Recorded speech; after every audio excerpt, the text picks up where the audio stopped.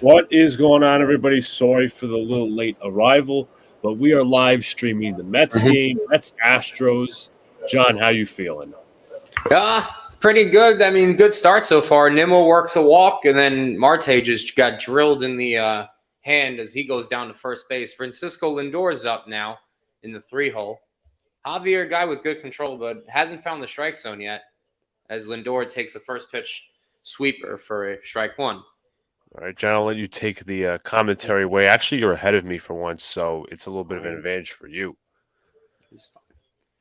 Yeah, I hate how sometimes whenever in sync, it makes no sense, but whatever. Yeah. Especially because it'll flip-flop. Here's the 0-1. As that pitch is outside, so 1-1. Only 2 strikes thrown by Javier in his first 9 pitches. As I thought that pitch looked like a strike, in my opinion. As Yankee fans know Christian Javier quite well. Don't mention it, John. No, I won't. He's not a guy you want to face.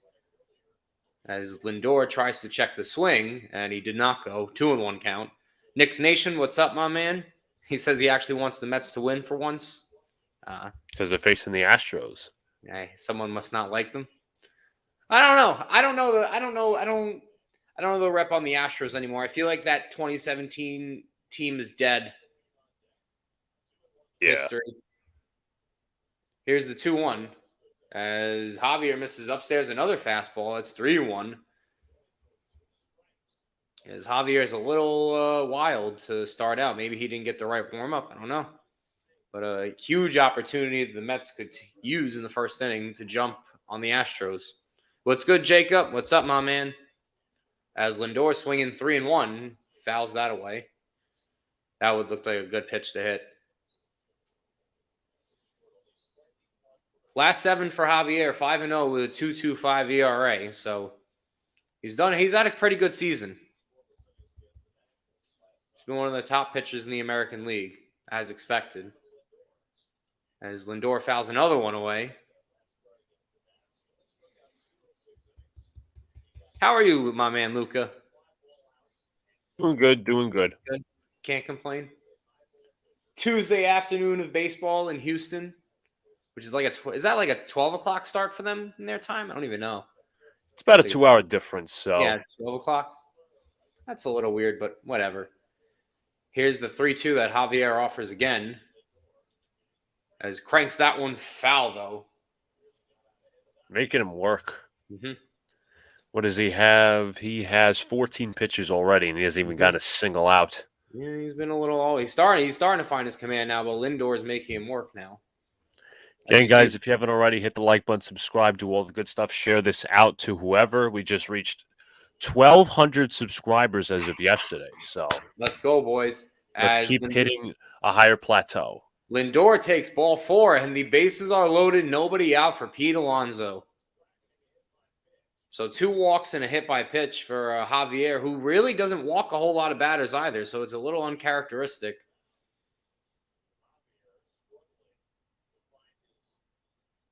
Little shaky start so far to Javier as the pitching coach and the infield come to talk to him. 15 pitches, bases loaded, and Alonso's coming up, so it's a big situation for him. How has he done since coming off the IL? I believe yesterday. I actually need to take a look at his numbers, but I don't believe it's been too hot of a start. The whole Mets offense struggled. He struggled on his first game Sunday. I believe he hit a double on Monday, so he's 1 for 7 this series. So only 1 hit, but again, he's still trying to find his groove after about an 8-day layoff from that wrist injury. So still 22 homers on the year, 49 driven in. It's actually 1 for 11, as Gary Cohen announced, is the wonderful broadcast he does. As Alonso swings through that fastball, that wasn't even a strike, and he's 0-1.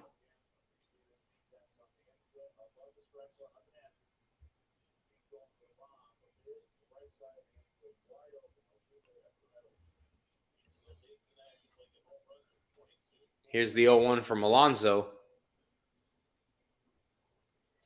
As same pitch, he laid off that one.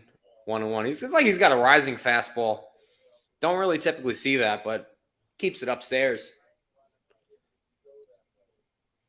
Definitely tried to get him to chase to climb the ladder, but Mhm. didn't work there. All you need is a fly ball, buddy. At minimum, get in the outfield. That was a good pitch to hit, but he fouled it back. 1-2 now to Alonso. I thought that ball was going left center field. I know. He missed it there.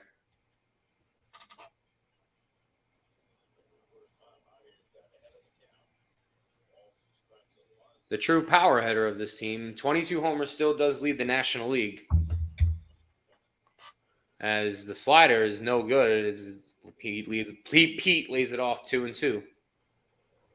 Way outside. Jacob says, anyone think Hawkins or Dick could be this year's Christian Braun? I guess Grady Dick a little bit, definitely, because I got to look at some of him. It's a really good shooter. Afternoon, Kerm. Afternoon, man. What's up, Kerm? As Pete with a check swing back to the pitcher.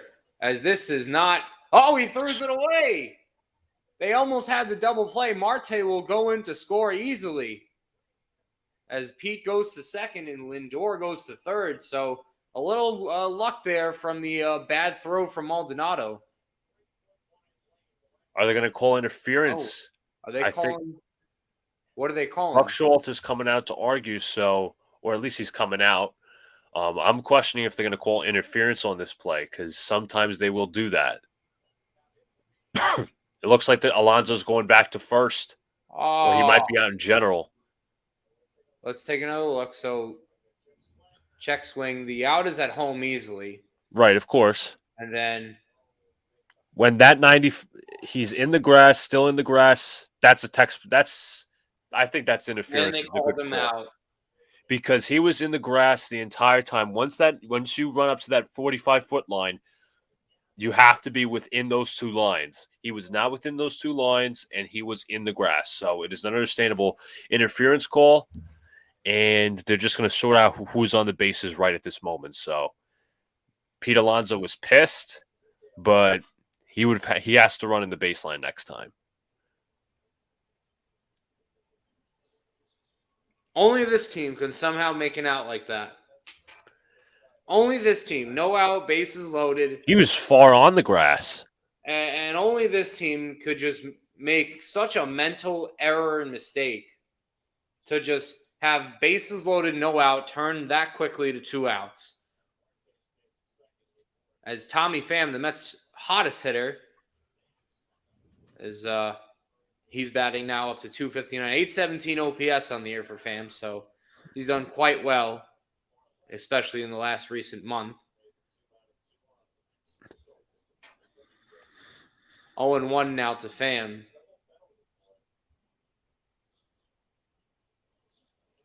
As that's taken upstairs, ball 1. I mean, you can't ask for a better buzzkill than what the Mets do sometimes. You really can't.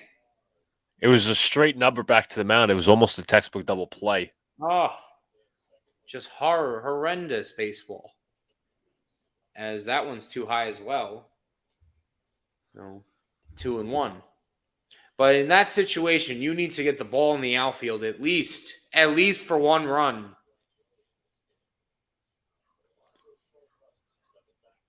As I understand, Alonso's rusty, but you cannot make those mental mistakes. That pitch looked like a strike to me, this 2-1. Generous call from the home plate umpires. It's a 3-1 count to Pham now. 24 pitches in the inning for Javier, trying to get out of what it was almost a disaster inning. Here's the 3-1. As Pham chases one. This is a 3-2. Nice little slider there from Christian Javier going down and outside the zone. So it looks like Javier might get out of this yet.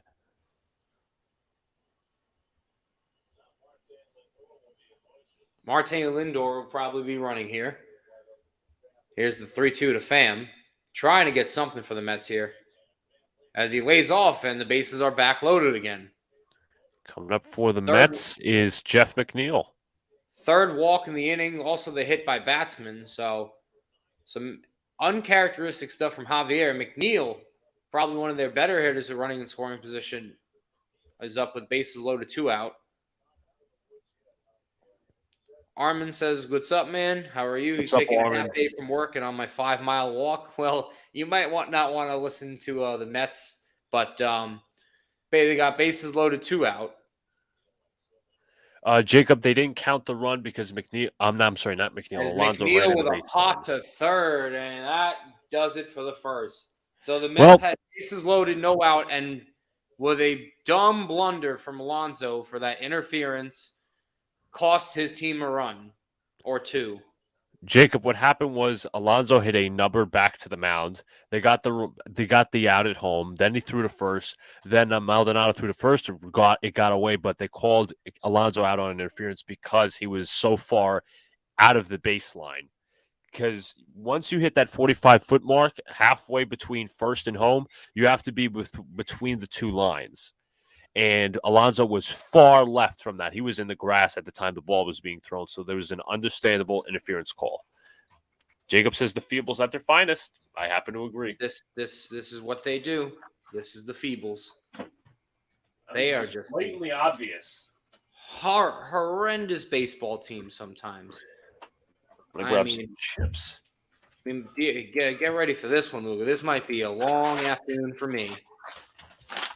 Since I don't like popcorn, this is like my version of popcorn, the chips, obviously, the Tostitos. Are we doing another review? No. The Alonso double play in the inning basically sums up the season right there. How many pitches did Javier pitch that inning? Let's take a 27. look. 27, not one single run scored. But don't you worry, guys. Buck would be proud of the effort. He's probably proud.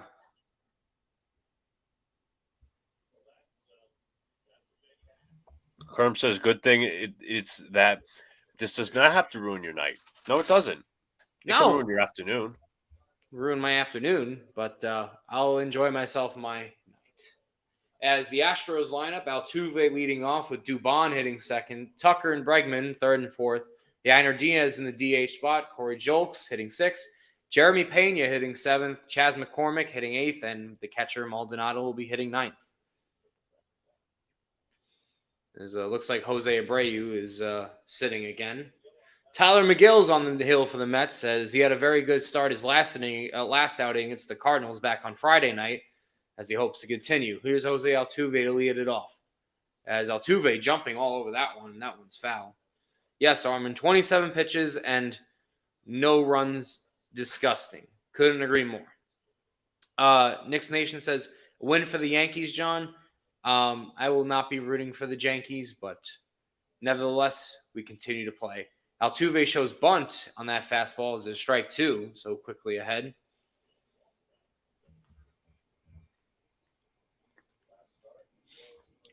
Would you characterize McGill as inconsistent? Easily. Here's the 0-2 as the slider bounces in the dirt. 1-2.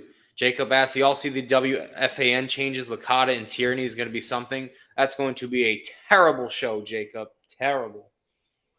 Can't stand either, Jacob. I'm not going to say I'm never listening to WFN again, but I'm not going to be a regular. Not that I was a regular, but that pairing is so horrible. It's not even mid. What's up, Jeffrey? Thank you for joining us, my man. Here's the 2-2 to Altuve. As he shoots that one, a skyrocket into right field. Marte is coming in, as it looks like he'll play it, and it's one away.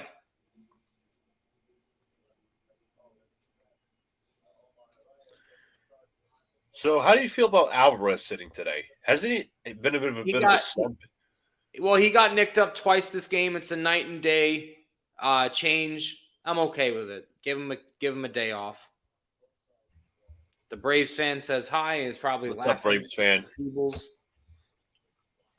Here's Dubon, who shoots that one down the line foul.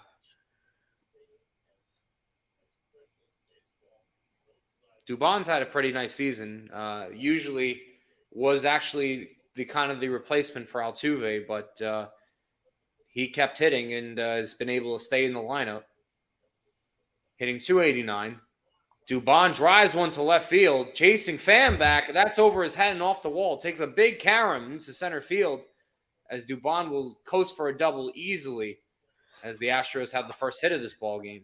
Anyone else think that Pham misplayed that a little bit? I thought he should play it off the wall straight up. Yeah, I'll take a look at where this pitch was again for Miguel, but I believe it was on the inner part of the plate, and I think Dubon Try to just tie him up. beat him to it. Yeah. Devil Rays, what's up, bro? He says, that Mickey Mouse left field. I hate Fenway and Houston. They both have that pussified wall and left. I mean, I agree. I agree. Yeah, it's annoying. It's a really short porch out in that left field. But here's the Astros, probably their best hitter of the season so far, Kyle Tucker in the 3-hole. Remember, you're Don Alvarez in this lineup, so Tucker has been the 3-hitter as Miguel misses upstairs, ball 1. Tucker hitting .277 with 9 homers and 41 RBIs. He's 0 for 7 this series, but what do you think of Narvaez as a pickup?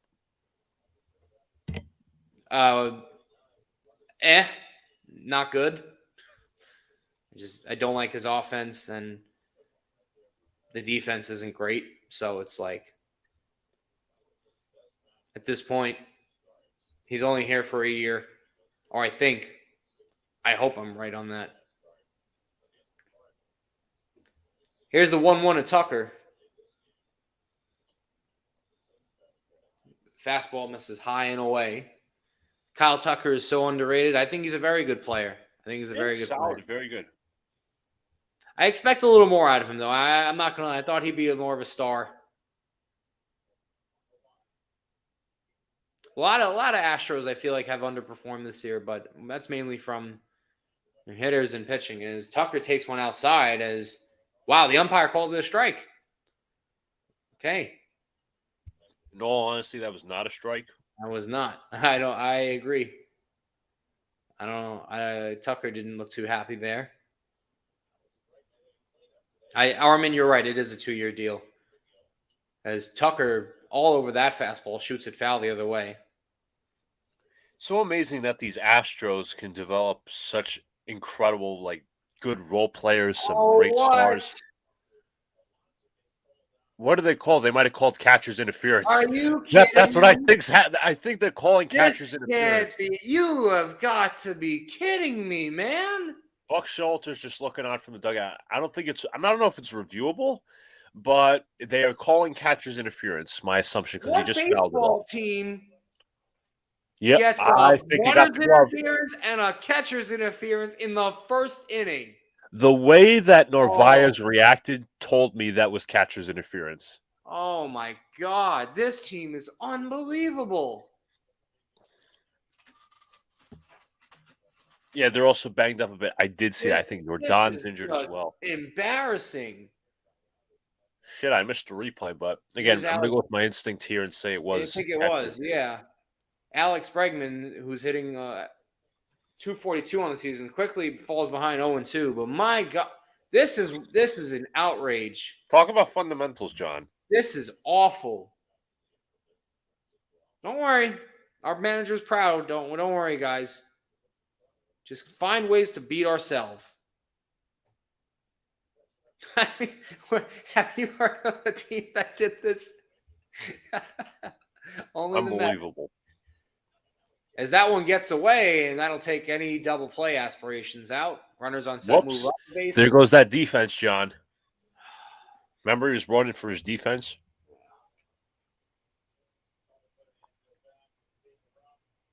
Defense, John. Defense. They're so bad. Scored a wild pitch on that one. Devil Rays Up says, "Oh my God, the Mets are a shit show." I don't know what they called that. I think they called that a pass ball there. No, they called it a wild pitch. That's the official. Okay. All right. Here's the 1-2 to Bregman as he fouls that one off. Bregman's been a little struggling of late, but still been. I'll give you the numbers in his last 7 games. Mm-hmm.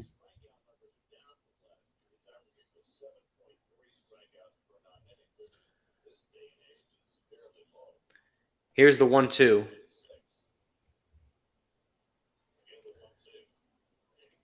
Oh, another one that gets away.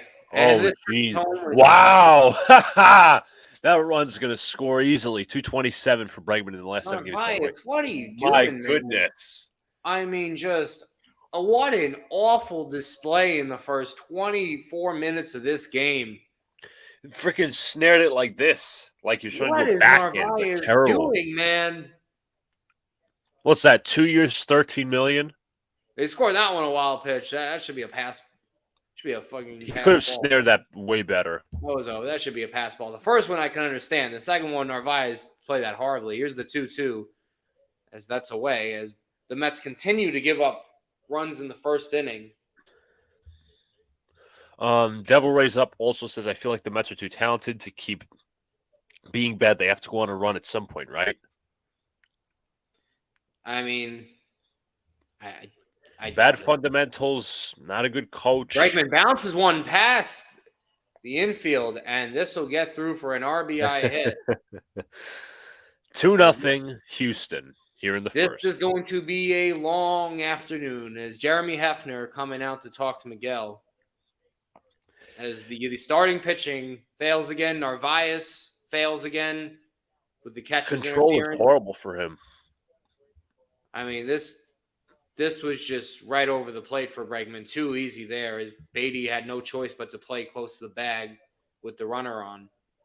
And it was just right over the plate. Alonso making up, get it running into Alex. Like, this is just an awful display in the first inning. Ill prepared for this game. What a shock. Devil Rays Up. I will check the standings right now. Here it is. The first inning. Mets have been outscored 54-21. Awful. Awful. Yainer Diaz is up, who's been surprisingly really good, as he was actually their backup catcher that's getting some more at-bats because of his offense. 281 he's hitting on the year, 804 OPS. The answer is, I think the Angels and Astros would be tied. I don't know how the tiebreaker works between them, but the Yankees, I think, hit the ball up the middle, and there's a double play to get out of the inning. But the Astros do score 2 runs with some silly miscommunication from Narvaez and McGill on 2 wild pitches, plus an RBI hit from Bregman. 2-0 Astros. We head to the second. Can't believe game day is being mad slow right now, but guys, it is 2-0 as we head to the top of the second. To answer your question, Devil Rays Up, I talked about the Angels and Astros. I don't know what tiebreakers they have or they don't have, but if the Astros win, they would be tied with the Angels, and the Yankees would have to win, I think, to keep themselves as the second wild card spot. The Orioles are the first. The Mets can run to a cave and hibernate, Armin says. What's the score? 2-0. Yep, game day is behind. So I'm just really curious how anyone can defend Epler for the roster he built. And after seeing an inning like this, how you can even come to the defense of Buck Showalter. I mean, that's just ill-prepared right there. To allow this nonsense is not only laughable, but it's just quite out sad at this point.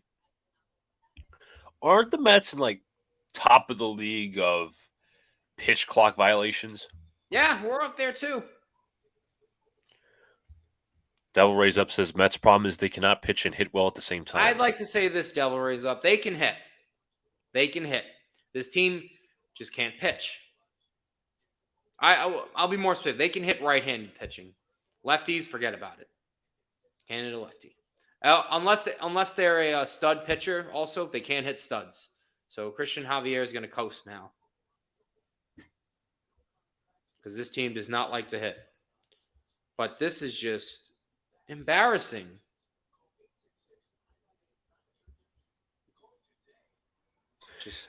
John, how did you feel about their former two GMs before they got fired? So you're talking Brody Van Wagenen, and I think Alderson was president of baseball operations, correct?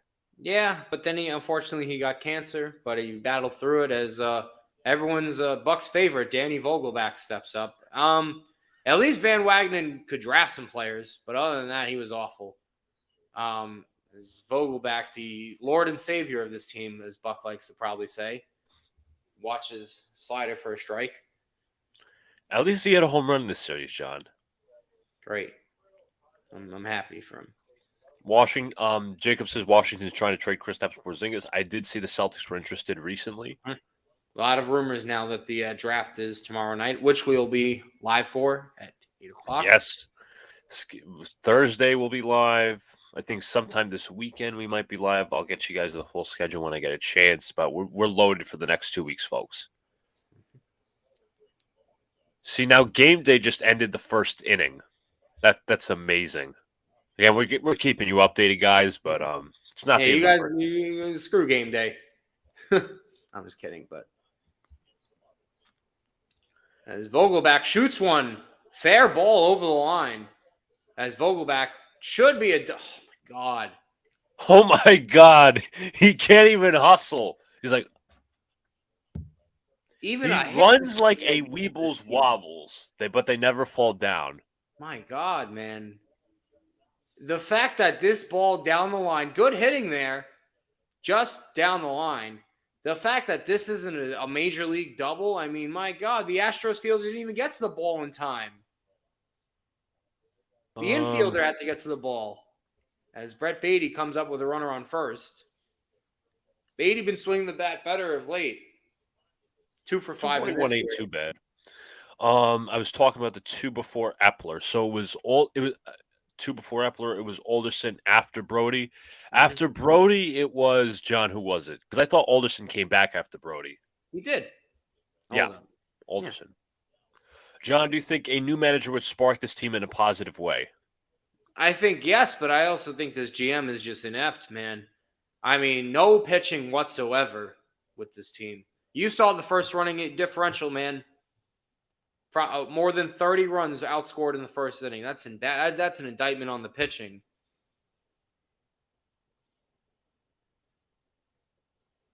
Beatty's still just 23 years old. His rookie season. First round pick back in 2019. Here's the 1-2 to Javier to Beatty. Beatty shoots one. Fair ball down the line. Vogelback hustling first to third. There you go. There's some hustle. As Beatty almost got picked at first. He's going to second. Vogelback does not break for home as runners are on second and third. How do you not break for home on that? That's right. He's fat. I forgot. I'm sorry. But anyways, Vogel fat, obviously with the alien emoji. Zach Short, the weirdo. What I was going to say was, what did you think of Minaya? He's better than Brody. I don't know if that says much, though. Devil Raise Up says Vogel fat is so fat and slow. I mean, if he can't, I mean, the catcher's not even at home plate. At the end of the inning, I will show what Danny Vogelback resembles. Yeah. Here's Narvaez, who's had a rough start in the first inning on the defensive side, as this is some good hitting by Beatty here, and almost got picked at first as he kind of stood halfway and hesitated, but this is just a poor throw. I think that was Altuve who made the throw. As Beatty takes another pitch. Narvaez takes another pitch away. That's 2-0 count to him. Only hitting .214 on the year, Narvaez.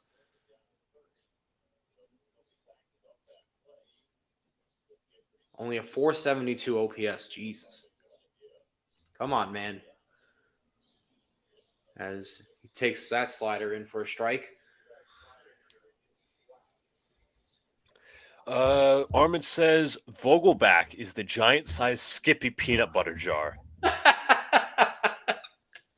Skippy. That's what he's called. The 2-1 is Narvaez holds up, and it's a 3-1 count.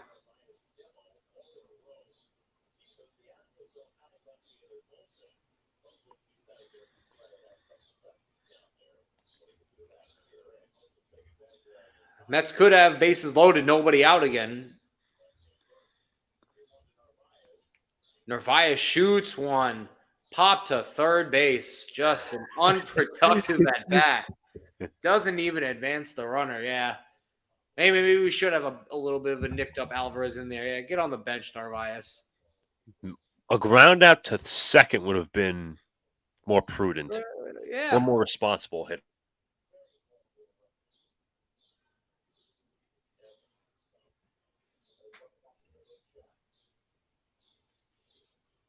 Buck Showalter's yelling at the umpire for some reason. Should be yelling at his team. Unable to advance the runner. Brandon Nimmo's up. He led off the game with a walk. Struggling a little in this series, but he did help drive that pitch count up. As shoots the first pitch fouled back. That was a good pitch to hit.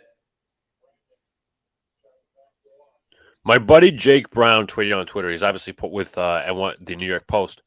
Says Mets got to be the first team in baseball history to have a baseline interference and a catcher's interference in the same inning. I mean, this is just awful.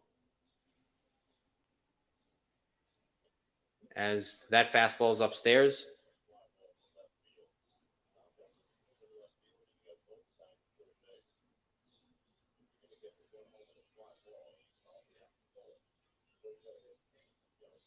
Again, guys, I think this is our form of entertainment for the day. As Nimmo pops one up, but this should go out of foul. Out of play and foul. This is some entertainment, all right, for you guys. As you get to watch my team look feeble as ever mid-season form.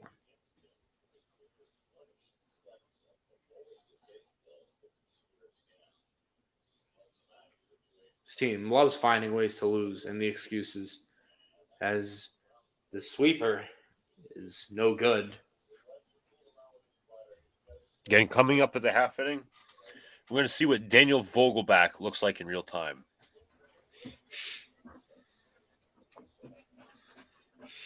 Devil Rays up said Vogelback will not run a flyout on a flyout to the wall. No, he probably would.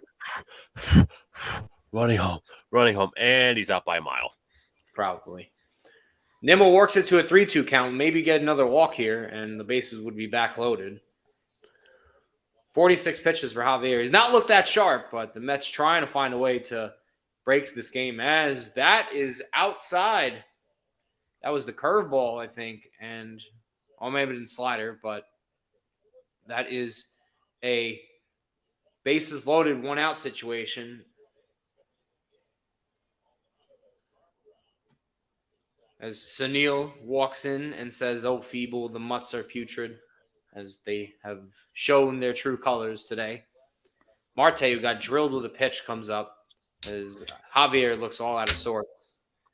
Catcher's interference and baseline interference in the same inning. That's still funny to me. This is just awful. Awful. This is why, folks, this is why John will not spend a cent on this team. Will not. Just an awful display of baseball. But maybe Marte can change that here. Hitting .254 on the year.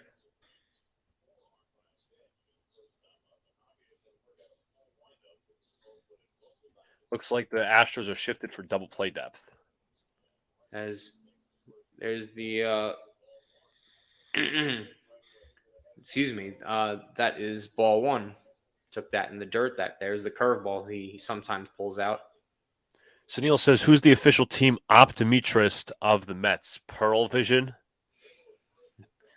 I don't think so. Here's the 1-0 to Marte as he fouls that one away. He could have taken that for a ball, but a bit of a free swinger he is sometimes.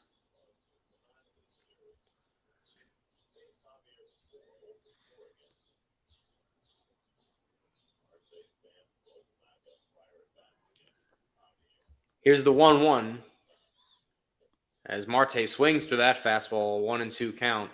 I mean, I guarantee they won't even score another run or score any. He got him to climb the ladder that time. I mean, he's thrown more balls than strikes, and yet this team still can't score. Nope. Just feeble. Armin has no faith. He agrees with you. The 1-2. Marte rips one to right field. Taking a look as Tucker and the first baseman cannot make the play as it'll bounce foul. I'm going to bet money. I'm going to bet money. I'm sorry to interrupt, John, but I'm going to bet money that Vogelback still wouldn't have tagged. Mm-hmm. Armin says, Faith, Lens Crafters, then Angry John D'Amico.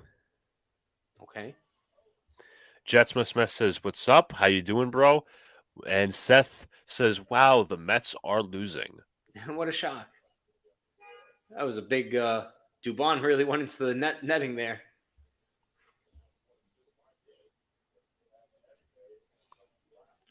As here's the 1-2 again to Marte. 51 pitches in the inning for Javier.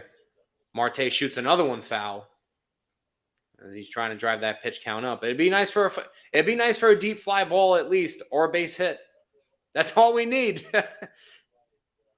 Just no situational hitting with this team. The 1-2 again, and he shoots another one foul. Well, at least you could say Marte's battling. If the Mets are sellers, who does I'll let you read that. Trade shy of his ego? Well, yeah, I don't think Cohen really has the ego. I think it's more Epler. But I don't know.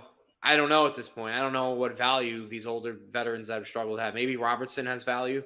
Pham. Marte shoots another one foul. So he is making him work.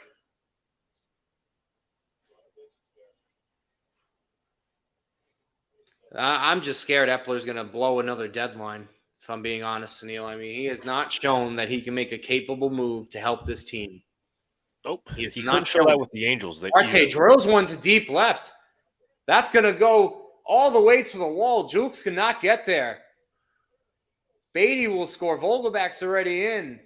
This is a 2-run double for Marte to tie up the game. 3-run double. No, 2-run double. My mistake. Sorry. I think that was some poor defense from Julks in left field right there. Let's just say Astros fans are not a fan of Corey Julks. Poor hitter, poor defense as well. This somehow Marte hit that. I don't know how he even hit that. That was wow. That was a low hit, and that just kept driving out and out. As some reason he came in on a ball that was over his head in left field. That's a poor read. Sunil asked, do you think there's a taker for Lindor? I doubt it. Lindor swings through the first pitch, 0-1. I see that we have some NBA news cooking, but I'll get to that later. Okay. I have not been looking at Twitter for NBA for the past hour, so I'm assuming we'll get some breaks. As Lindor swings and misses on that one, 0-2. I don't know how that ball went so far. I mean, look where it is.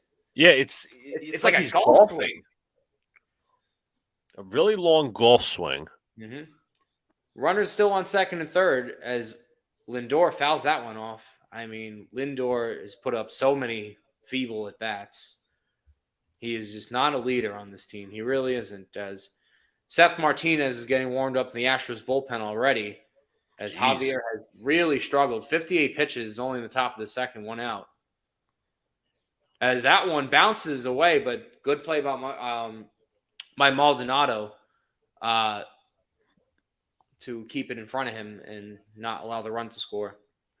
Maldonado was a backup, obviously, in the beginning of his career with Milwaukee, but he's transitioned to a nice defensive catcher with the Astros. He's not an offensive piece, but he's definitely a good defensive. And they got this kid Diaz that's been hitting as their other catcher. So Lindor drives one deep right field.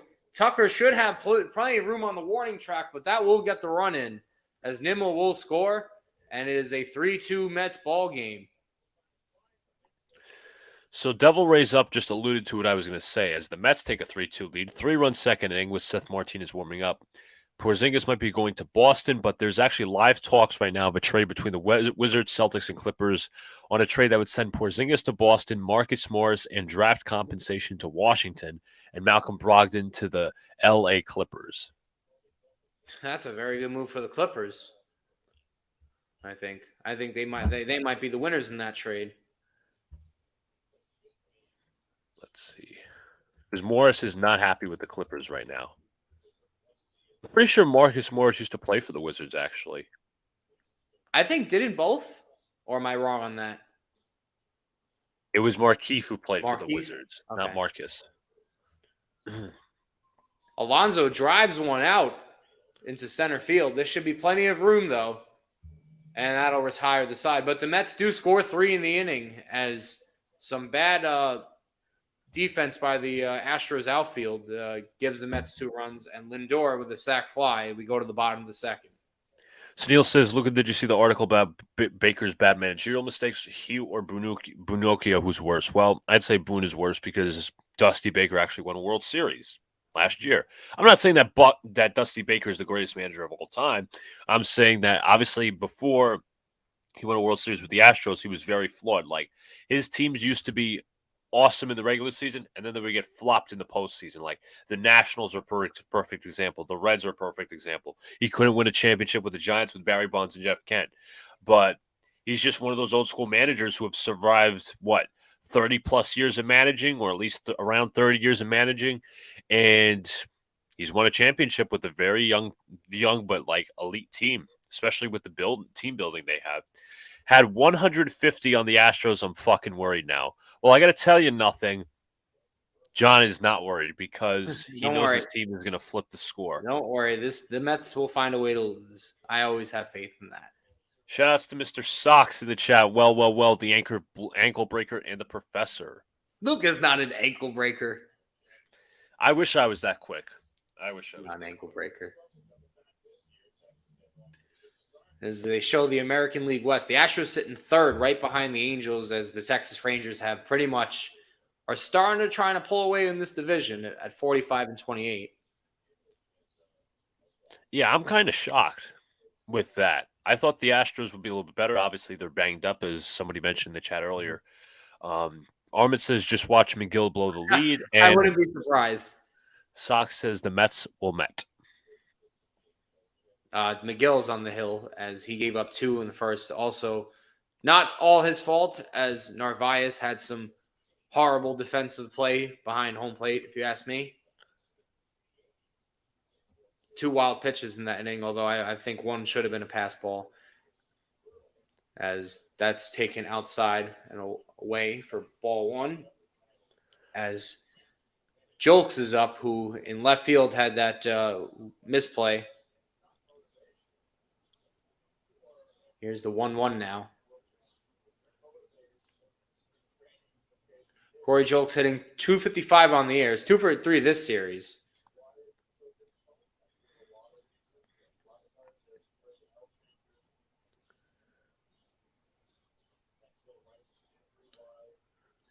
The 2-1 now. Sunil, in the article he sent, he kind of like Baker sometimes manages like Boone, like I don't know who it was for them. McCormick went for like 2 for 3 one night, and then he got off the next day for Jolks. Yeah, it doesn't make sense. Off the fan base. Jolks flies went out to center. Nimmo going all the way close to the warning track, but has plenty of room, and that'll be the first out of the inning. Sox, I hope it's the latter, not the first team. Who will win a ring first, the Mets or the Jets? These are both my hope is a word you always describe with a certain team like the Mets or the Jets, but they always fall flat on their face. But I hope it's the latter, not the first team. I hope it's both, but it'll probably never happen for both. Here is Jeremy Pena, the shortstop. Had a bit of a slow sophomore season for him after being their playoff hero last year in the World Series especially.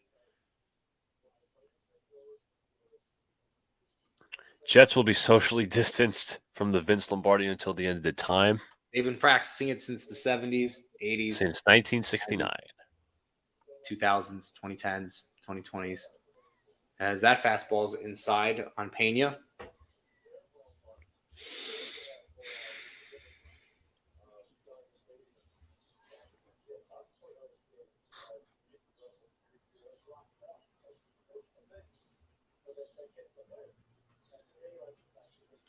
Here's the 2-1. That is low and away with that slider. It is a 3-1 count. I don't know. This pitching staff just always scares me, man. There's really nobody I can trust at this point. Here's the 3-1 now. Pena drives one foul, as it'll be a 3-2 count. See how many pitches here for Miguel? 30. As they're showing the 1987 NL East standings. Obviously, there was no wild card back then. Only top 3 teams had the 3 best records in the NL.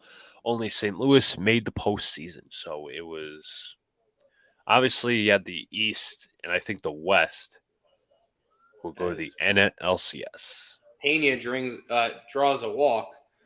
And I know that because they're talking about it because they're saying the Astros might not make the playoffs, but at least they're in playoff position. This feeble team is not even close to a playoff spot right now. I think the Astros will make the playoffs. It's too early to tell, honestly, but I think the Astros will somehow rally when they get Jordan and Michael Brantley back. Yeah, especially Jordan. Here's Chas McCormick as Miguel sails that fastball away and up. Ball 1.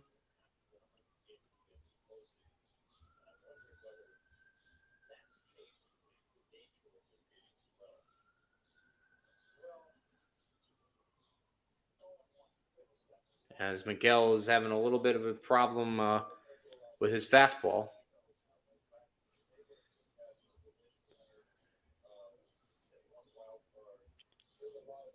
Not locating it properly.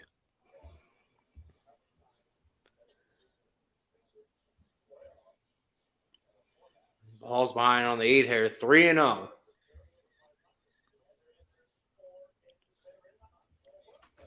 I mean, jeez, man. Can Miguel get out of this? There you go. He located a fastball. 3-1 now. Right over the outside corner. 69, both teams hold that as its common denominator. They only won that year. They had only one chip since with the help of marijuana, cocaine, LSD, and PCP. One chip combined between the two teams. I don't think those drugs help people, but if that's what you believe, Sunil, sure. As there's another walk from Miguel. Fastball, trying to get him to chase or at least try to go to the top of the zone, just not hitting where it should be. This is about to. I have a weird feeling this is about to get ugly. It's a very ugly game to start because neither pitcher has had control. Nope, neither. And for the most part, the Mets do have a rested bullpen. That's a plus, I guess. Sort of. A rested AAA bullpen. Here's Maldonado, the number 9 hitter for the Astros. Someone Miguel should be getting out as he throws that fastball right in there for strike 1. Sunil's asking if Luca saw the Yankees lineup for tonight. I did not actually, but I know Alex will be going to the game. Mm-hmm. We'll take a look. Luca would like to save his $14 elsewhere. That is 100% correct. I have to say, I think you're more done than your brother. Yeah. And your brother's pretty fed up with the team, so. So my brother's going because it's Joe's last outing before he goes to Italy. Mm-hmm. I mean, I would go, but I'm like, no offense, but why can't we do something else? Like, I don't want to go to the Yankee game. I don't blame you. I wouldn't blame you. Because between hearing Cashman's mouth and Howell's mouth and Boone's mouth and the inept play, I'm like, no, thank you. I'm all good. No thanks. Disgruntled, what's up, my man? Saying he's a Mets fan today. All right. He is an A's fan, so he'll be rooting against. That's a strike 3 is a little bit off the plate as Maldonado gives the ump some lip, but nevertheless, 2 out in the inning. Not showing bias here, but I will say that's kind of one of those pitches where it's too close to take with 2 strikes. Mm-hmm. It's a little outside, but I think he still could have swung at that. Yeah. Sunil says, shitty skunk mullet is batting 5th, Josh Donaldson. I, for the life of me, don't understand how he continues to get, not even on the team, but he's starting still. But John, if you didn't hear Brian Cashman yesterday, the dumbass GM we have that's obviously want to know. He said, you got to give him more at bats and more run so he can approach his pre-2022 form. Okay. We're not going to talk about last year at all. We're just talking about his pre-2022 form. So somehow he's going to retain his 2015 MVP form with the fucking Blue Jays. I don't think that's true, but okay. If that's what the dumbass GM we have says, then Hey, And then we're gonna have Hal on the Michael K show at 4 p.m. Fucking, there'll be softball questions left, right, and center. probably. I don't trust that. As 3-0 count to Altuve as Bro, he can't Miguel locate again shit. cannot locate his fastball. Just awful. 42 pitches for him too. So not a good pitching performance for either Javier or Miguel to start off. Is not the guy you want to put on either. It's a ball 4. 3 walks in the inning for Miguel now. As this is just getting ugly. He just needs 1 out before. Who's your best long reliever? We don't have one. Seth Lugo would have been great. Oh, yeah. I wish he was still here.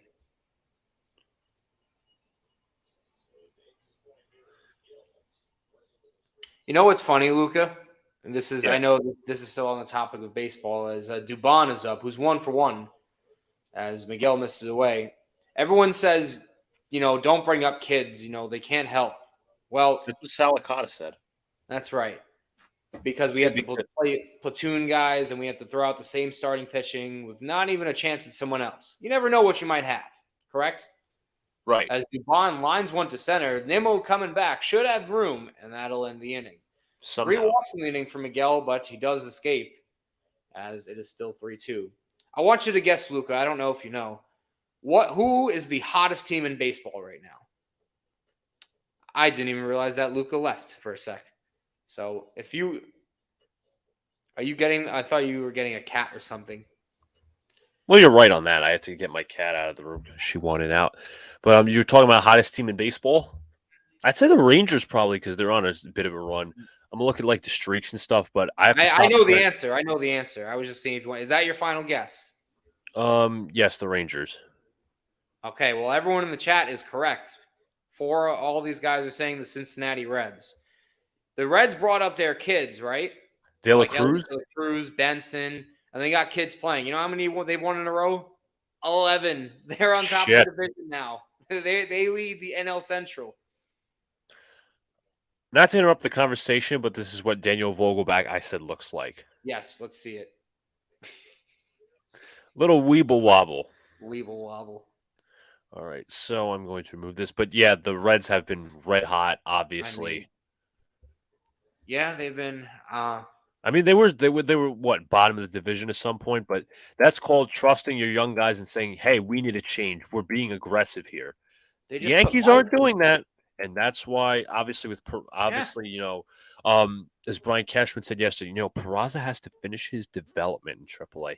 Not going to cover off the fucking ball. Same with Estevan Florial, but hey, let's not call those guys up. We got Anthony Volpe and Josh Donaldson. We'll be okay. We're going to go to the World Series. No, we're not. Ellie De La Cruz is effectively Johnny Bench and Barry Larkin in one. Have you seen that kid play? He's lightning quick. Oh, he's lightning. He's the next stud. Like top tier stud. Power, speed. I mean, Jesus. Here's Tommy Pham leading off from the third. As Javier still throws a ball as his control doesn't even look better. Yeah, the Reds don't put pressure with their kids. So Tommy Pham walked him back in the first inning.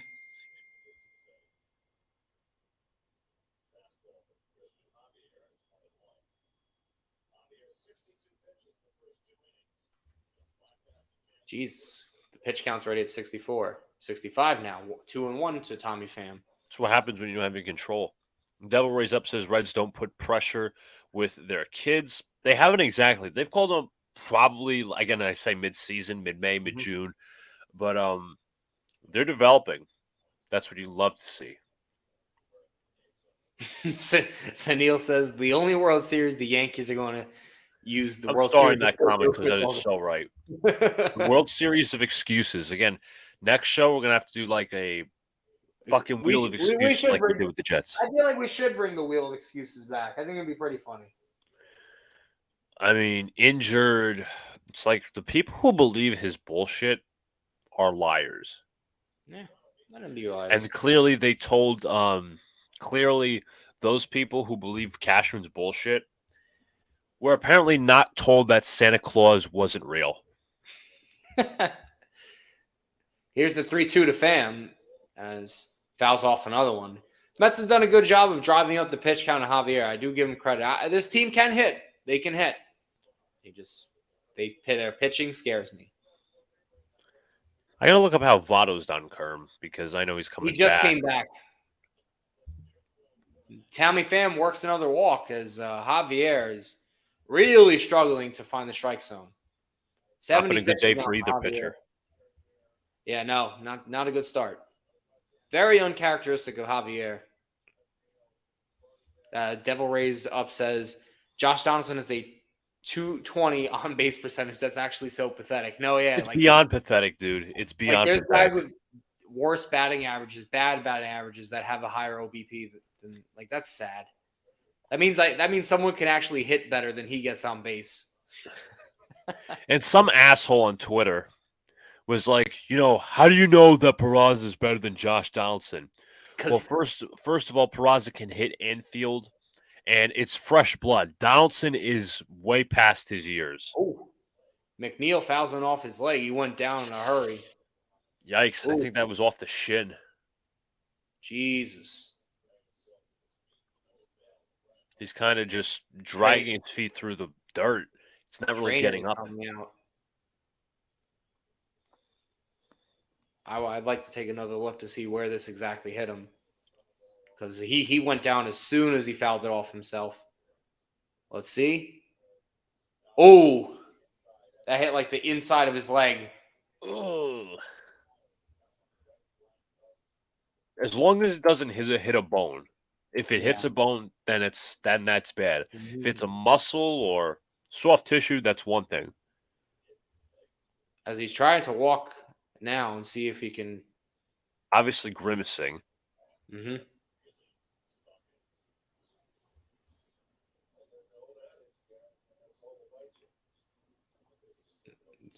As McNeil's a player that wants to play every day and usually durable for the most part.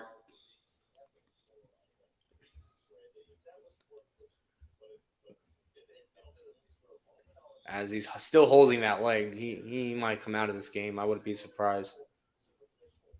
And just for that, looks like he's trying to walk off, or no, he's standing in the box, just he's like trying to take practice.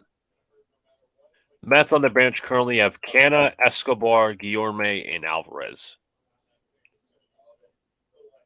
I'd have to think maybe he finishes this at bat up, and then he sits out for the rest of the game just for precautionary. Maybe. Depends. It looks like he is going to stay into at bat, which is a very good sign. Yep. So I think he's getting a few practice swings in there to see how that leg feels. It would be kind of painful if he hit it like you said, his inside leg, maybe on the inside of his knee where it hits like a little bit of the kneecap. That would hurt, obviously. Right. McNeil is staying in, and he takes one outside and upstairs. He just doesn't look comfortable at the plate. Mm-hmm. Even as he backed out, he was grimacing. It's a painful spot to hit it.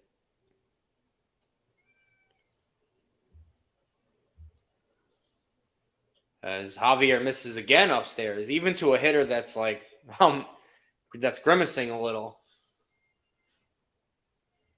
As it looks like the Astros are trying to get some bullpen help as bench coach tries to warm someone up down there. As that was a good breaking ball that broke in. Good vertical break on that. McNeil's not happy with the call.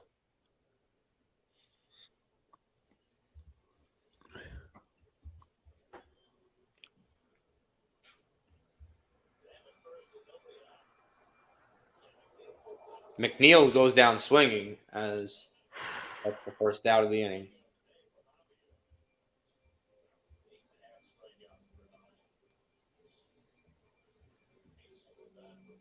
As you hope McNeil's okay, as I wonder if they take him out as he's frustrated.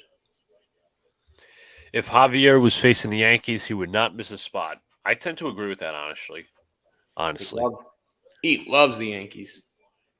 Here's Danny Vogelback, who's 1 for 1 with a single. Danny Berger. I mean, just take a look back what happened last year. I'm not going to mention specifically what it was because I was there, and it's like 90 degrees, sitting in the hot sun, watching terrible baseball. Vogelback takes that one. 1. As Luca likes to call him, the Weeble Wobble.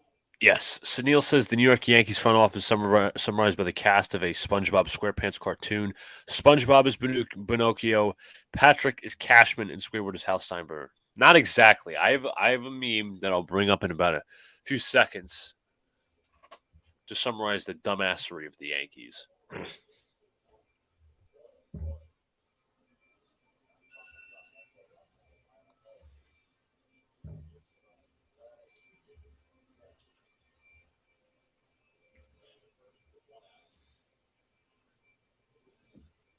Here's the 2-1. Pham is running as he's in there safely. So Pham heads up base running there, gets the steal. Bit of a bounce throw there from Maldonado. I think if he didn't bounce that throw, I think they would have got him. But since he played it on the hop, I think that it was just enough for Pham to beat it. As you see here, good pop-up from Maldonado here. But I think the throw, since it bounced, that's what delayed it.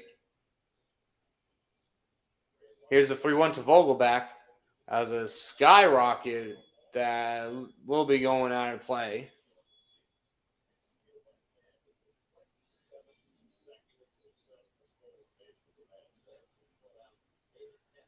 I'm just going to send this to my email. In the half inning, I will present this. Mm-hmm.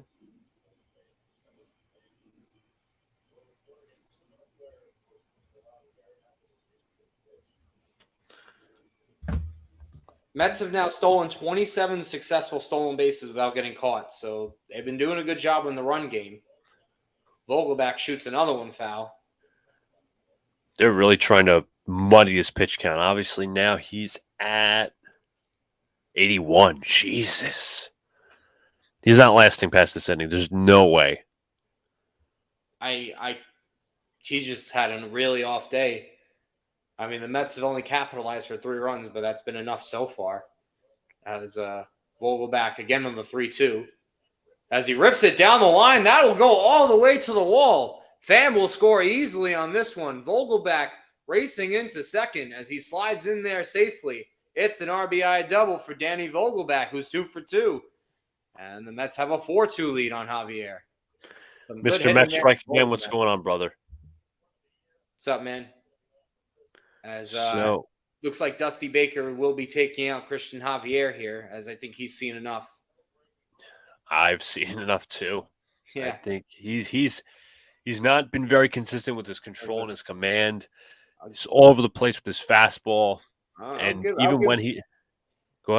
I'll give Vogelback some credit there. That was a good job to stay level with that swing and do some damage with the runner in scoring position. As that's all for Javier as we go to commercial. All right. So with that, I'm going to do something real quick. Just going to share in another tab. This is the Brian Cashman, Aaron Boone, Hal Steinbrenner Yankees.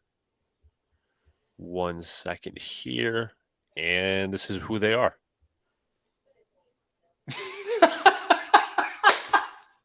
That's not my original thing. That's what Alex's was. It's the scene where they see Sandy in that shopping mart, and they say, "Let's try to communicate with her." Duh. Hold up, should I pull it out? Yeah. Ladies and No gents, weenies allowed. This commercial is brought to you by No Weenies Allowed. So yes, this is Brian. I'd say the middle is Brian Cashman. The left is Hal's in the middle. Brian's to the right. Aaron Boone's to the left. That is what that's the Yankees front office for you, or the Yankees just general organization. As we're going to bring it back up the game day screen, as it looks like Seth Martinez will come in for the Houston Astros. I'm sorry, that meme might be the best one. Did you hear about Henrik Lundqvist? I did not actually. You're actually breaking news to me. He's a Hall of Famer. Hey, the vote's final. Yep, that's New York Rangers just posted it. That's Hall of Famer Henrik Lundqvist to you, class of Henrik. 2023. Henrik. Yes. He's been elected as the all right, so let me see. Okay, they actually Frank Saravalli put out the list for the Hall of Fame class. Henrik Lundqvist, Tom Berisaro, Pierre Turgeon, Mike Vernon, Carolyn Ouellette, Coach Ken Hitchcock, and GM Pierre Lacroix. So not bad. Henrik is definitely the class of this Hall of Fame. Well deserved. Congratulations. Probably one of the best Rangers athletes in the past 25 years or so. So congrats to him.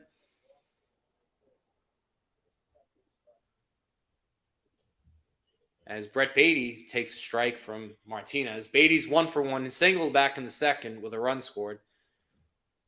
I really do like Beatty's swing. I really do. I think it's going to translate well to the MLB game. I'd like to see that OPS up a little bit more around the 700s. It's a little too low for my liking. It's 680. He'll learn. I'm not worried about his everyday stats as a rookie. Of course, you just want to keep building on it. As behind 1 and 2 here on Martinez. As takes that one low and away. Good eye for ball 2. As Javier did not last. He only lasted 2 1/3 on this one. As he had 5 walks, 4 hits, 4 earned runs. And only struck out 1 batter, which very uncharacteristic game of him. As Beatty shoots one down to right field.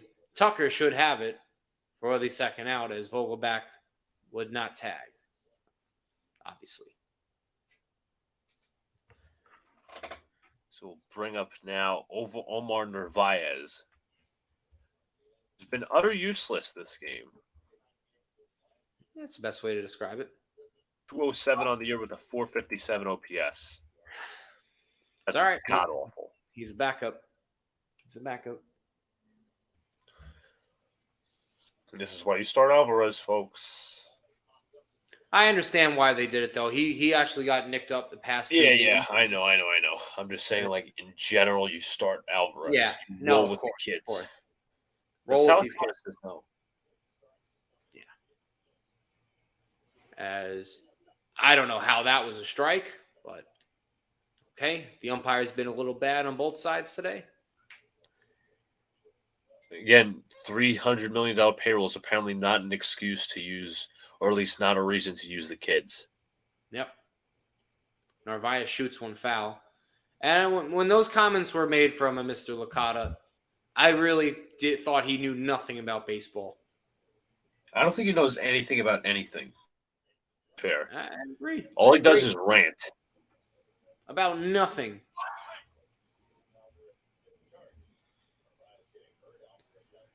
Alvarez just chatting with his teammate. I think that's Starling Marte over there. He's been one of the best power hitters in the catcher spot this year, and he got a late start. The 2-2 coming to Narvaez as that fastball's away. 3-2 count now. Brandon Nimmo on deck. He's 0 for 0 as he's walked twice. It's a pretty weird stat line, but that's what happens when your starter can't throw a strike. As Narvaez draws a walk, and Nimmo will come on with 2 runners on. Good at bat there for Narvaez to draw the walk. Let me get the splits up on Nimmo. See how he does with runners on first and second.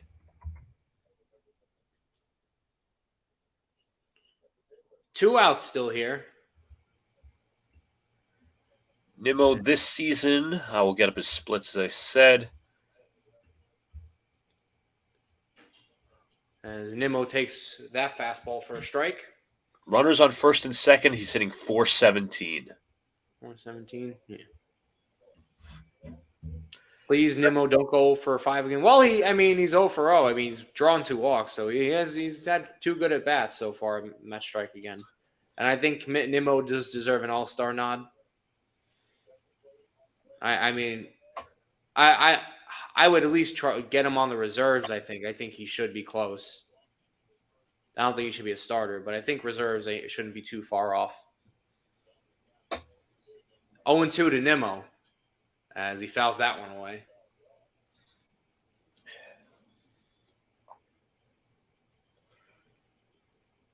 I'm not sure if Martinez is their quote unquote long reliever for Houston. Right.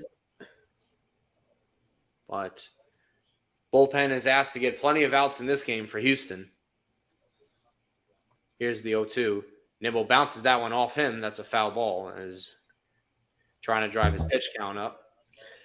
I have a funny feeling. Obviously, McGill goes a little bit longer and keeps struggling. I think this is going to reach pre-pitch clock MLB time games. Like, you're talking 3 hours here, possibly. Yeah. No, you're right. I'm in agreement with that. We're already in over an hour into this game. We're in the top of the third. As Nimmo shoots another one foul. Got a comment for you, John.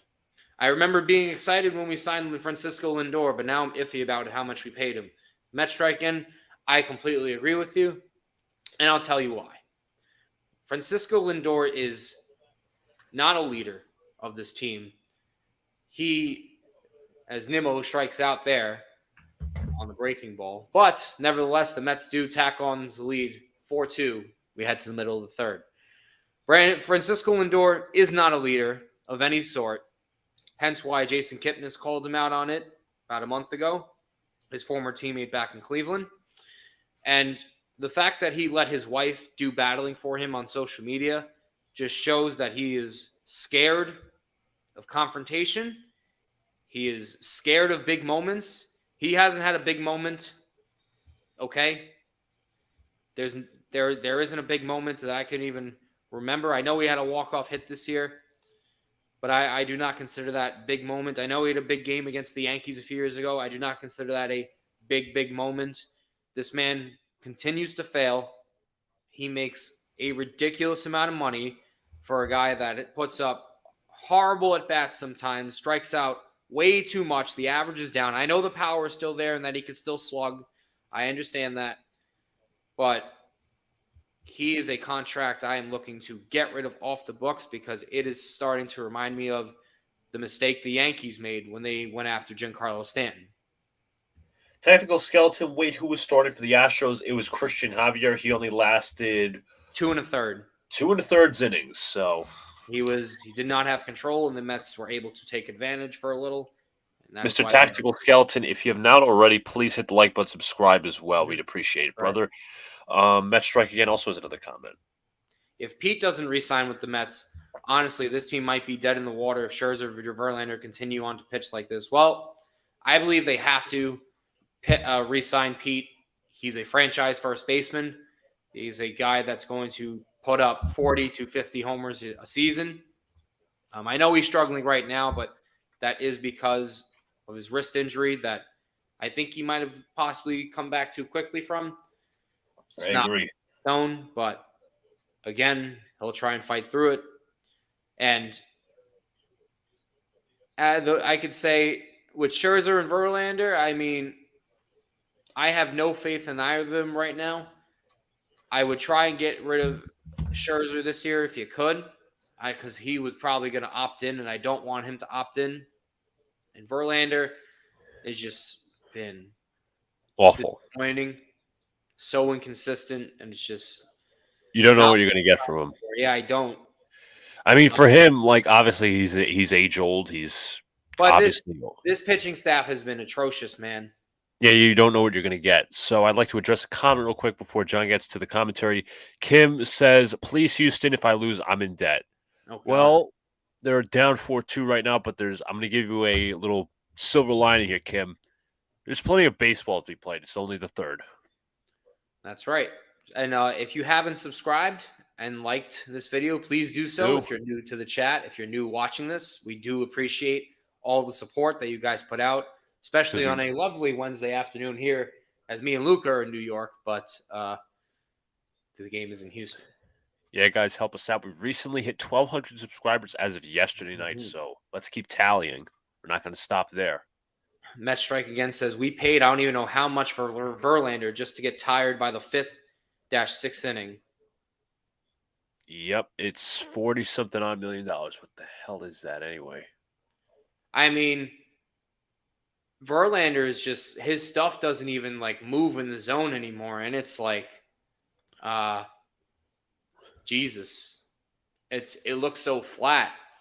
I mean, Scherzer pitched a gem. I think his best game Monday. Mm-hmm. I have more hope in Scherzer than I do Verlander, but that really isn't saying a whole lot. Like, Verlander used to be so overpowering.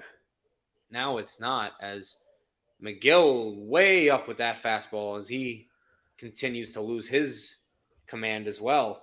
And that is the 4th walk to one strikeout. Senga's got the stuff. He just doesn't always have the control. And McGill and Carrasco are just, ugh.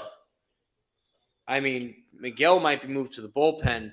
Carrasco's a guy I wouldn't even, I'd DFA him. You know what my feelings on Carrasco. He is awful. He's another factor of the Lindor and you know this bullpen isn't good enough. As Bregman shoots one to right field, that's a base hit. As the Astros start with here good in the bottom of the 3rd, runners on 1st and 2nd, nobody out. Michael Scott says, just hard to accept that the Mets are this bad every position. Buck will be gone, I do believe. I mean, Michael, if you've been watching this game since the beginning, and I'm only talking about this game because I know there's been other games where Buck has really proved to be inept. I think it's Epler too. But I mean, how do you get a catcher's interference and a base runner interference in the same inning? That's unheard of. So again, thank you all for joining us. Make sure to subscribe if you're new here. Like this video, as Diaz is now up. Yander Diaz has been a pleasant surprise for the Astros. I thought the umpire just got hit in the balls there. But anyways, to address some comments. Kim, me too, bud. I feel like Houston, if they make the playoffs, would somehow still end up in the ALCS. They're just weird like that. They have a lot of young talent. They have a lot of talent in general. Altuve, Bregman, Yordan Alvarez, Yander Diaz, who John just mentioned is basically the backup catcher but has offensive powers. Dominic Leone is up in the bullpen for the Mets. Who do you all have winning the Brewers game? Let me see who they're facing. I just got to double check that. The Brewers are facing, obviously, there's the top of the division, the Arizona Diamondbacks. Wow, it's a 0-0 tie as of right now. I guess I'll lean the Brewers, but I think the Diamondbacks are a bit of a better team. It depends who's still pitching. It's Julio Teheran. I haven't heard that name in years. He's done quite okay for the Diamondbacks. For the Brewers. And Gallen, we all know how good he is. Yeah. Pete told me about him a long time ago. He's like, this kid's going to be good. I'm like, yep, I believe it. If the Mets make it to playoffs, we're getting our asses whooped, says Mets strike again. I mean, yeah, I agree with that. There's no reason I can say I have any faith with this pitching. And then, the lack of starting pitching with this team really does hurt the bullpen. And I'm not here to defend Billy Epler and any of the moves he's made in the bullpen because I think most of them are awful. But when you guys have starters that can't go deep and that aren't rested and are getting overworked, that's a contributing factor too. Tactical, I agree with you 100%. This game might be the longest of the season. Mm-hmm. As Miguel gets Diaz to swing and miss for his first strikeout of the inning. I'm actually going to change my prediction. I'm going to say that the Diamondbacks will win because Zach Gallen's on the mound. Oh, I'm sorry. Raimel Tapia just homered, but I'm going to keep my prediction. He jinxed it. Playoffs, Michael Scott says. But my opinion, John, obviously you're going to agree with me on this. I'm just going to say, like, the amount of payroll you have, obviously top of the league, it doesn't, fit to be knocked out of the first round. No. It's not how much money you spend it's what you spend on the money. I understand there might be a little bit of outrage over Steve Cohen, but he's given the resources. It's just bad usage. It's like Hal Steinbrenner and Mike Cashman. The front office.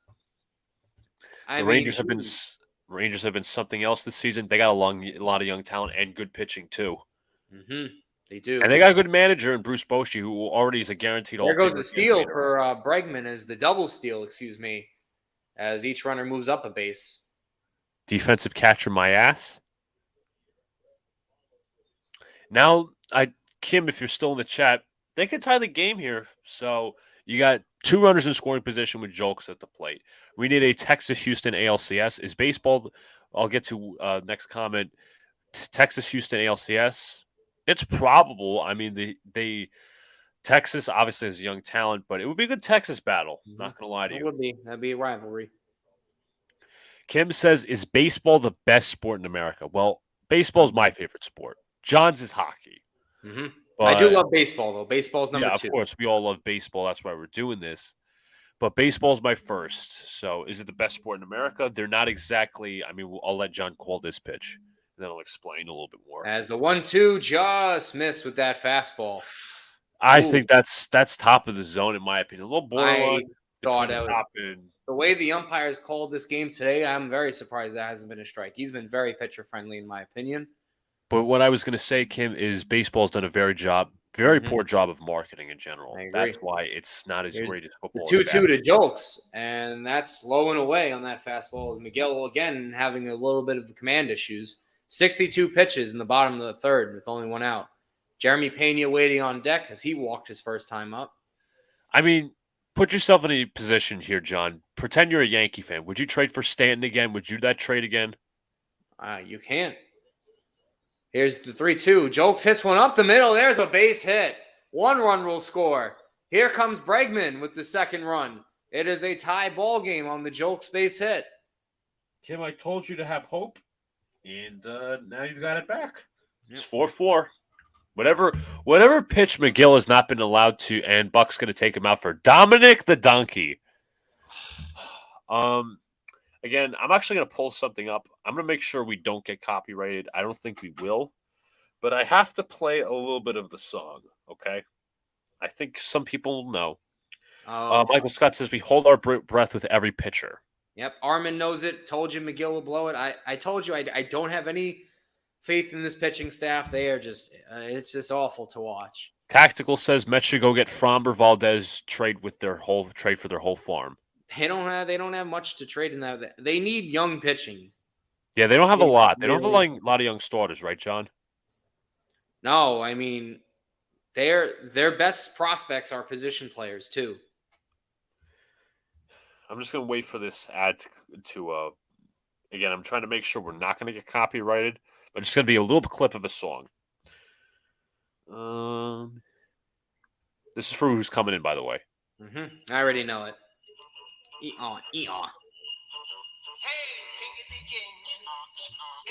Dominic the Donkey.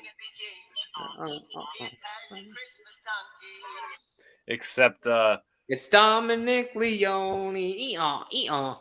Except it's not an honorable donkey like Monty makes it out to be. He's a bad donkey. This is a dumbass donkey, Leone. Yes, that I agree. Pathetic Mets strike again. This team is just doesn't give you a reason to believe. But I do see a lot of new faces in the chat, so thank you for joining us on this Wednesday afternoon. We really do appreciate the support, as we've just hit over 1,200 subscribers yesterday. And again, folks, tomorrow we do have the NBA draft at 8 o'clock. So if you guys want to stay tuned for that, you can join us. We'll be watching all of our picks. Me and Luca have our own mock drafts. And we also made a collaborative one on Monday's show. So if you haven't watched that, go check it out.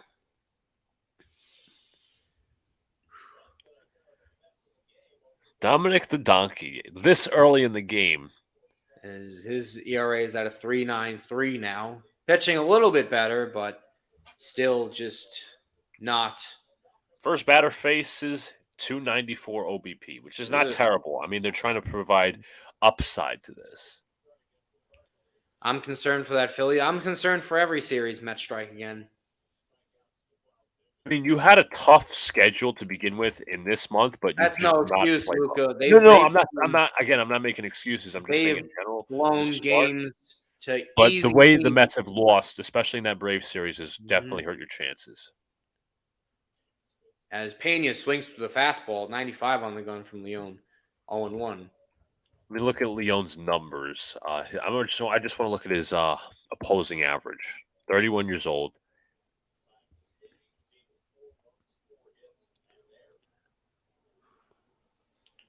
Chickadee drink, 250 opposing average. I got to say that's not terrible for him. Another run is, oh my God, as McNeil saved that one from going into center field, as that's the third stolen base of the inning. And I don't want to hear it's the pitchers not getting quick to home plate because this is two separate pitchers now. Yep, that's your defensive catcher who you signed on the loose. That's Omar Narvaez. With an awful throw there. No, he didn't tag him at all. No, did not. Yes, Michael, this is a Yankee channel with the Bronx title. We do some Yankee streams. We do a lot of Yankee things. Obviously, the head, Alex, Big Blue in the Bronx, as we call him, is not around today. We're doing a METS stream because we like to it's for entertainment purposes, growing the channel, and we'd like to see Angry John sometimes mad. But yes, Michael, we do Yankee content on Yeah, here. I'm the more Yankee streams. I am the Mets fan on the channel. The other two twins here, which obviously you only see one twin, but Luca and Alex are the Yankee fans. But we talk about anyone, man. What if the conversation goes that way? We talk about it. Of course, we're Yankee channel. Obviously, as I said, there's more streams coming up. You could check the schedule, Michael, with the streams. We have a Yankees Cardinal stream coming soon. There's a lot in store, Michael. So you'll be prepared. As McCormick shoots one to right field, deep fly ball, and that's out of here. Oh my God! Wait, got to pull up the song right down the middle. Yep, thank you, Michael. All this team does is make it 6-4. All this team does is one, do great for one game, game two, and then just suck for the next 3 weeks. Astros and Dodgers series should be very entertaining. I'm sure the fans will be very calm and collected. Yep, now that every team in baseball is facing off against each other. So now, with the home run here by Chas McCormick off of Dominic the Donkey, it's time to play the song. Knicks Nation, you can ask him. I don't know. When will the pain and misery end? When I'm dead. Jesus.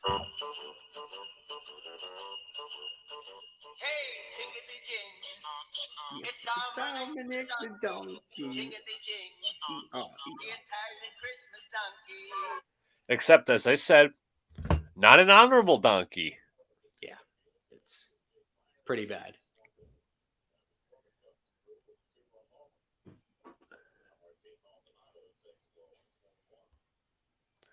It hurts to watch this team for sure, says Michael. It hurts to watch all my teams. Knicks Nation says, should I be more worried about Frank the Tank or Angry John? I hope you're more worried about me, but I can't control how you feel. As Maldonado shoots that one foul, I mean, God, that pitch location was bad there. Comparing Frank's teams to John's, obviously AFC East divisional rivals when it comes to John's Jets and Frank's Dolphins. Then it's the Devils and Rangers, obviously divisional rivals and technically city rivals.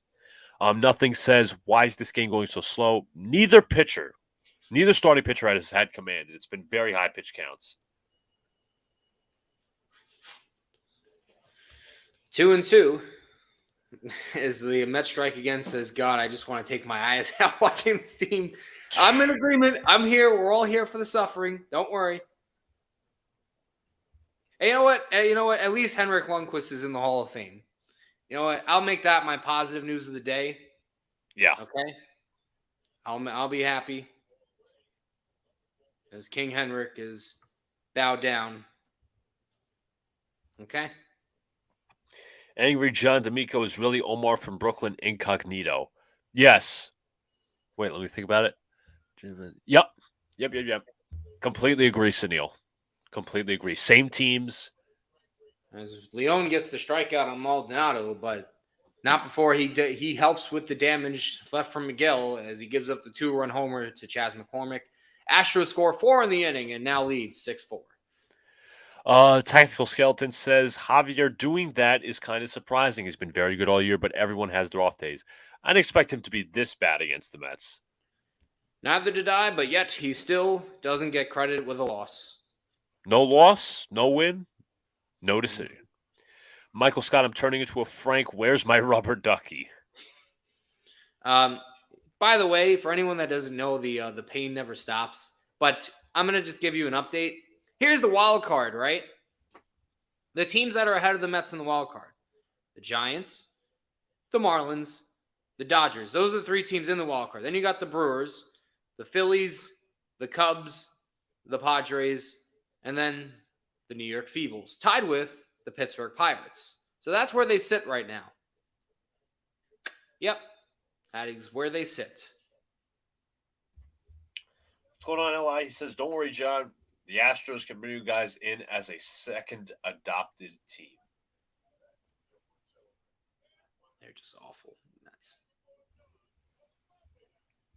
The second positive is the game being over. Yeah, no, that's my positive today. When the Mets end, and that Henrik Lundqvist is now a Hall of Famer. Do I have to make the point again, which I've said almost every stream with the Mets? They have a $300 million payroll plus, yet they use their resources on bullpen like they only have a $50 million payroll. More like a $50K payroll.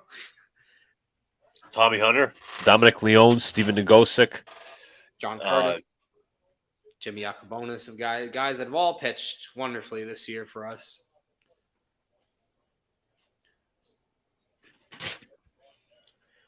All right, time to change the calendar. John, don't worry. Take it from Luca and myself. The Astros are a good dad. Yeah, they've owned us. It's not even a rivalry at this point because they've whooped our ass in the playoffs for, 3 years? 4? Marte shows bunt for strike one. Let's see. Tactical says, I guess Houston just owns New York. Guess in the baseball aspect, you could say. Hey, jiggity jig, the Mets are donkeys. The Mets are donkeys. I don't know what any other sport, but it looks like Houston owns New York. And I'd say we're better in basketball right now and football.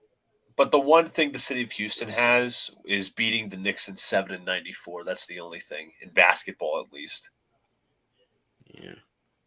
One of John and myself suffering franchises. Notice the Knicks, but at least the Knicks did good this year.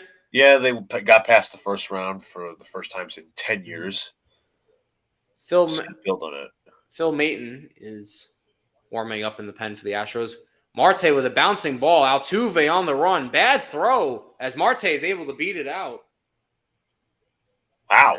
And first baseman, I think that's McCormick, is saying challenge that. Or at least take a look. I'm sorry, it's Dubon, my mistake. Dubon. Those old Houston teams with Hakeem were awesome. Robert Ory, Sam Cassell. I'm going to take a look at this replay here. Ooh, I don't even know if his foot was on the bat. I want to take a closer look. That's awfully close. That's awfully close. I don't know if they're challenging. It doesn't look like they are. I think they're leaving it alone and saying that Marte was safe, or either Dubon was off the bag. As Lindor is up, as he had a sac fly his last time up with a walk in the first inning, so technically doesn't even have an at-bat. What's up, Alex? The channel owner says, what up, y'all from the gym today? Let's get the likes up. 18 in here, 10 likes. Like it up for these fine gentlemen. Yes, if you haven't, like and subscribe if you can. So we do appreciate that. A pickoff try on Marte, as does not get it there. Sunil, honestly, I've not eaten anything for breakfast this morning, even though after the game I'm going to have like a brunch. He says, join me for Beyond Plant-Based protein burgers and fish sticks. Michael says he may have dropped the ball at first. It's possible. I didn't even realize that. I was looking at Neither did I. Let's see. I think he was just off the bag. I think that's why. Unless he got the corner, but could be both. Here's the 1-1 to Lindor as Martinez misses high and away. Very slow-paced game. Again, me and John are kind of old-school fans. We like 3-hour, 4-hour games. Yeah, that's fine. I just turn on the game on my end. Every Astros game I watch, they lose. Mm-hmm. And that's away for Lindor. Canada's now 3-1. Then maybe for the Yankee fans, tactical should just turn and watch every Astro game. The ones that still hate the Astros. I've given up on my hate for the Astros. They're a damn good team. The cheating Yeah. scandal is just beyond me at this point. Marte's running. So Lindor swings and misses, but Marte is safe at second. 20 stolen bases now for Marte as he continues to enjoy the new rules. Nah, again, as I said, Michael, I'm an old school fan. I'm meh with the clock. It's just I don't like the little technicalities inside. Like Yeah, I, I think the violation stuff is the where it gets me. yeah. Not only that, it's just I'll let you call this pitch and I'll explain. As Lindor takes it inside, so that's his second walk drawn from Francisco Lindor. What The do they Mets put on these balls that these pitchers have no control? They have no clue. As Matone is still warming up. But what I was going to say was like they should, if they're going to intend on keeping this clock, just extend it a little more. Don't let it be, was it 15 seconds usually? Push it to like 25. Like again, I talk about pitching rhythm and all that. Like some players just don't like to be sped up. They don't like to be sped up out of the routine. Here's the ever dangerous Pete Alonso, who's 0 for 2 in this game. Still leads the National League with 22 homers.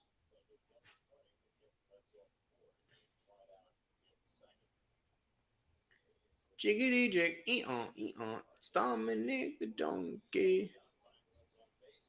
That is catchy. Here's the 0-1 on Alonso as he takes that one inside, 1-1 count.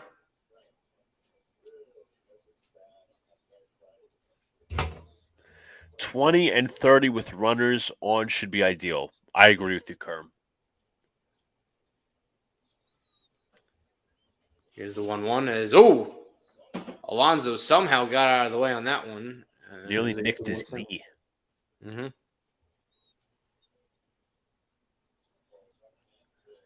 That was running in on him and it almost got him in the kneecap. Just as long as Alonso did not do what he did in the first inning. No, that would be bad.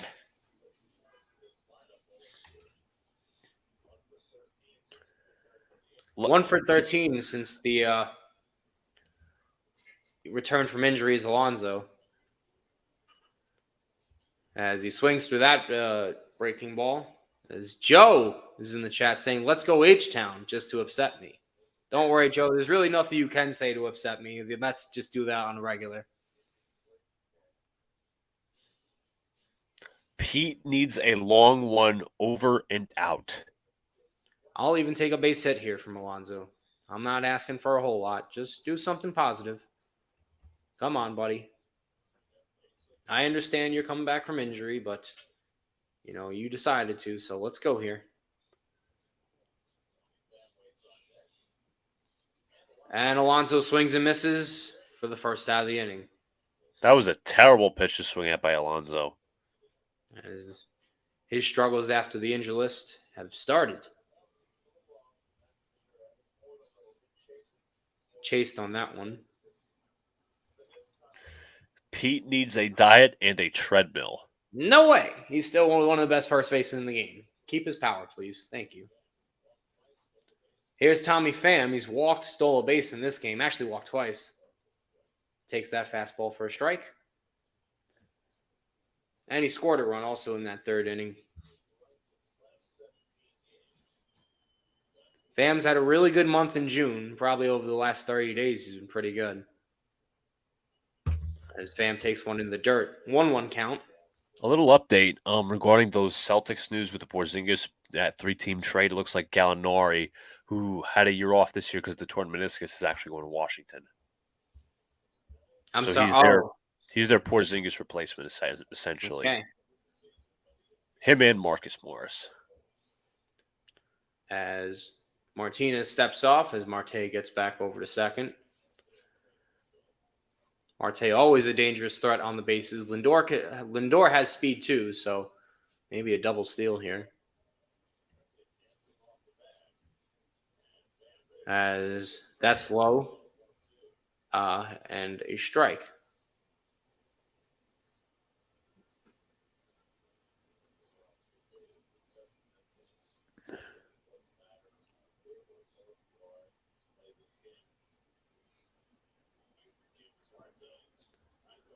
As that pitch is away.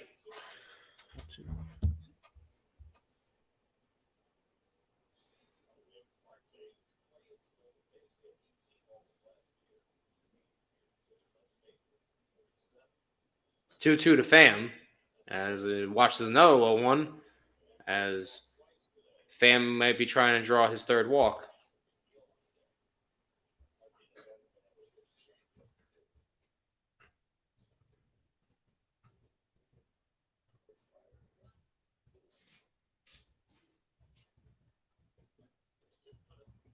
What's up, Mr. And he Pete? struck him out. As Tommy Pham strikes out the irony. What's going on, Mr. Pete? Hope all is well. As the Mets failing to hit with runners on. Showing again. Pete, what's up, my man? Oh, yeah, He's I'm going to giving pull the that out. E. He struck him out. As As Dusty Baker's going to the bullpen again. As McNeil, who stood in the game, was going to face Matten. As I feel like we're going to see a lot more he's than in this game. It's coming up. It's McNeil. He's asking me, how about those Mets? The best, you know what? I'll pull it out just for him. Pete. No weenies allowed. Just perfectly describes the Mets today. If you missed it, Pete, they literally had a catcher's interference in the first inning and also a base running interference in the first inning. I don't know how a team does that. I don't understand it. They also had a couple wild pitches. Our starter again was terrible, Miguel, and then of course Dominic Leone gave up a homer as soon as he came in. So that pretty much sums it up.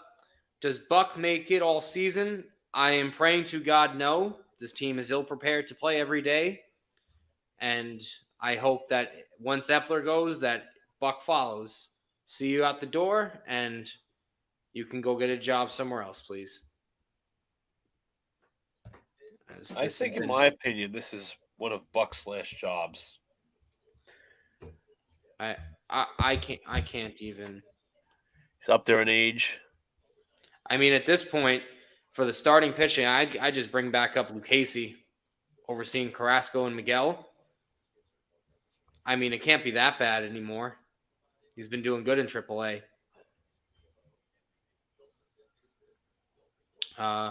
Met strike again says, I feel bad for Vientos. He was needed for chances. He didn't get his chance. And they probably ruined his trade value if they ever thought of trading him. These crazy-ass mishaps did not happen last year. No, they didn't. No. They did not. I know what you mean. I'm telling you, John, I think Buck dislikes Vientos. And he has a weird obsession with Daniel Vogelback. Okay. As McNeil gets plunked on his first pitch for Matten. And the bases are loaded again. How many times have the bases been loaded? I'm sure McNeil didn't appreciate that because he fouled the ball off his inside of his leg earlier. But I don't think it's intentional to just hit him right out of the box. Michael thinks that Buck will be gone after the All-Star break. Michael, I hope you're right. At the All-Star break, my mistake. As Danny Vogelback, who's actually 2 for 2 this game, surprisingly. He likely just likes Vogie's wife, so he wants to try and keep him around. We have now upgraded the nickname for Vogelback and call him Mr. Weeble Wobble. Yes, Mr. Weeble Wobbles up at the plate. Maybe between innings, Luca will hold up the image again as Vogelback takes ball 1 inside. Vogelback 2 for 2 this game with a single and a double. Also drove in a run. If he does something really dumb, I'm going to pull it up again. Yeah, he already did 2 things right. It's hard to imagine his 3. As Vogelback takes that breaking ball. for a 1-1 count. But the thing is, John, for him being a weeble wobble, they never fall down. No, they just keep, going back and forth and side to side. As Vogelback drives one deep right field, foul. Ooh, just a little foul. Obviously off to the right side. Good stroke, but I think he was a little too early on that one. Mm-hmm. Michael Scott says Vogie is hot. Yeah, Danny Berger, the Weeble Wobble. You've seen that guy on social media, right? Who? The guy with the Italian voice. Any kind of comments whenever Danny Vogelback does something? I think so. Not too sure. I gotta show you. Vogelback with a base hit right up the middle. One run is in. Lindor right behind him. McNeil goes first to third, and Vogelback, third hit of the ball game. Wow. Yes, he kind of needs that rest day. Stunned that Vogelback is doing this good now. 3 RBIs for him. Third hit of the day for Danny Berger.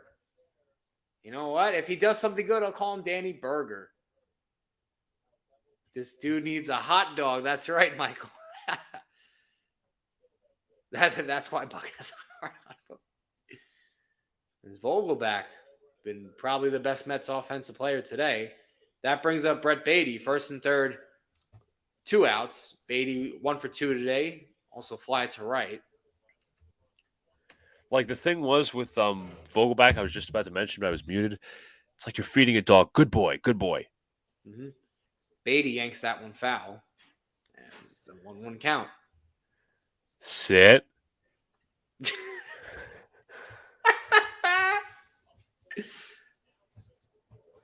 As this has been a seesaw game.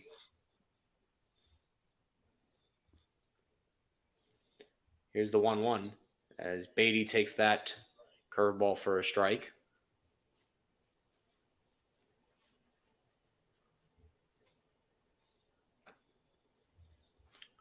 Are they going to bring the donkey back out in the bottom of the fourth? Probably. Here's the 1-2 as called for a strike 3.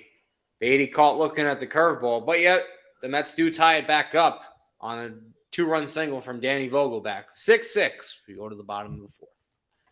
Okay.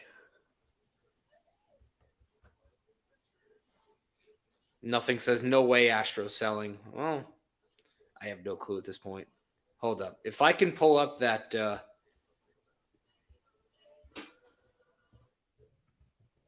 me see if I can pull it up on Twitter. Danny Berger. Oh, everything's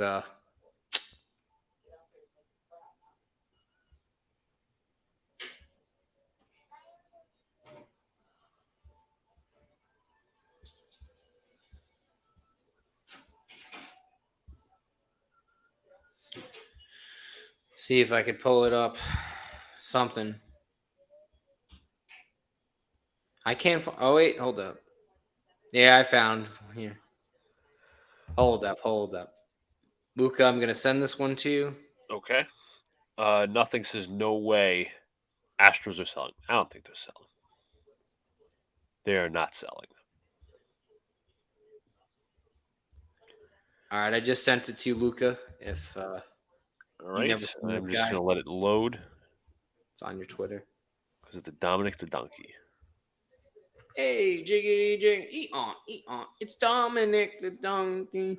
I came back from the fridge and it's tied. Well, Kim, Danny Berger struck again and hit a 2-run single. Just gonna stop the screen real quick because I want to present what Angry John has sent me. I don't know if y'all have seen this man on Twitter, but it is pretty funny. It's on TikTok too.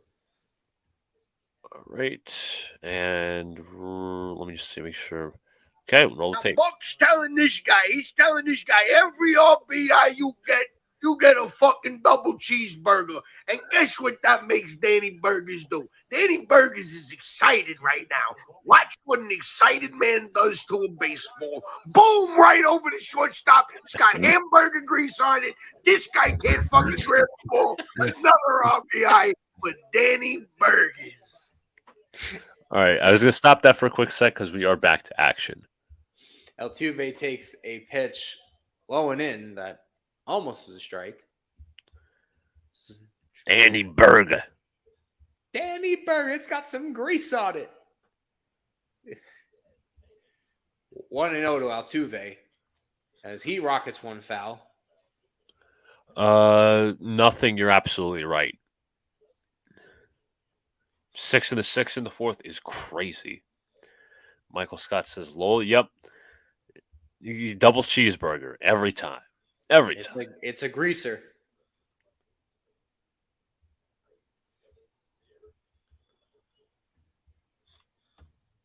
As Altuve rockets one up the middle, Lindor over to his left makes the play.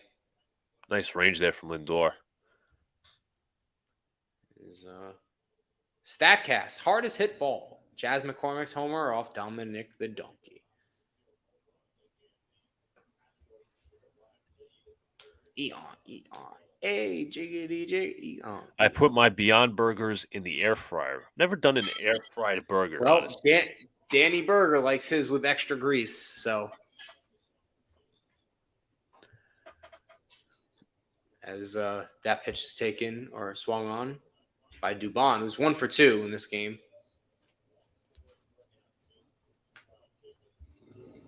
Miguel, not a good start from him today as Leon is trying to pick up the slack, although Leon gave up a homer back in the third to Chas McCormick.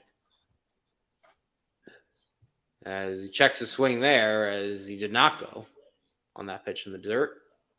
I guess the little method for getting Daniel Vogelback hot is sitting him for a couple of days and then putting him back in the line for a couple of days and sitting him for a couple of days, putting him back in the line for a couple of days. No, literally. As that pitch is low and away, ball 2. Dominic the Donkey. Eon. Hey, jiggity jig. Dubon doubled in this game and scored a run. As the 2-1 from Leon. As that fastball nowhere close. 3-1. It's like the ball has some sort of like very bad grease on it. Because nobody, and I mean nobody, has control today. Not one. It's like just slipping out of their hands. Like, as gets Dubon to swing on that one. 3-2 now. any news on Luke Voigt? Michael Scott says. I gotta check his stats in AAA. I haven't checked in a few days. While you do that, Sunil says, well, so the Mets have an Estevan Florial problem as well. As that's driven deep into left center field, as Dubon definitely has extra bases on this one, as Pham throws it in, and Dubon's got his second double. Oh, boy. Sunil, I think you're referring to what the Mets have with Mauricio right now. And Vientos. But they don't say play the kids. Can't do that. Why would we do that now? Come on, we can't play the kids. They're not. As Licata said, God said they're good. You know? I'm trying to find his stats. Luke Voigt. Jesus, would you get out of here, ad? I want to be able to look at a player's stats without seeing an ad. Of course. Luke Voigt, in his time, now remember, he's only played 6 games, batting .267 with 2 homers. Not bad in 6 games. Not a bad 8 start. RBIs. Not bad for Luke Voigt in AAA. I gotta tell you one thing. I know you like to be negative on the Mets and stuff, but one player that's gotten really cold is Gary Sanchez. I mean, I knew that wasn't going to work out. I wonder what the most points in a game, not including extra innings, is. It was the 30-run game that the Rangers had against the Orioles in 2007, I want to say. Didn't the Braves come close to that? Like a few years ago? They might have. But it was the Rangers outscored the Orioles 30 to 3, quite literally, in 2007. That was not an extra innings. Yeah, that was a bad game. Tucker bounces 1 to second. Dubon should advance over and gets the out at first, as 2 away now. But Dubon does move over, as this will bring up the cleanup hitter, Alex Bregman. Grant Hartwig rolling up in the bullpen. can't even say that with a straight face. Hartwig pitched the first game, right? Did he? He did, yes. Bregman's 2 for 2 in this game. As he's got 2 singles. Also stole a base back in the 3rd inning with an RBI and a run scored.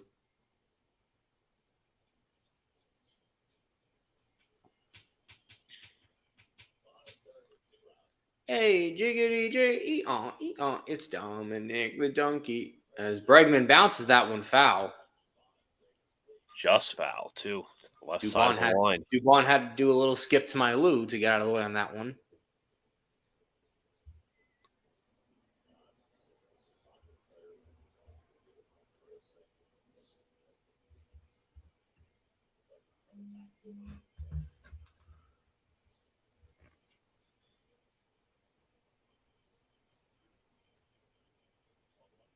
The 1-1.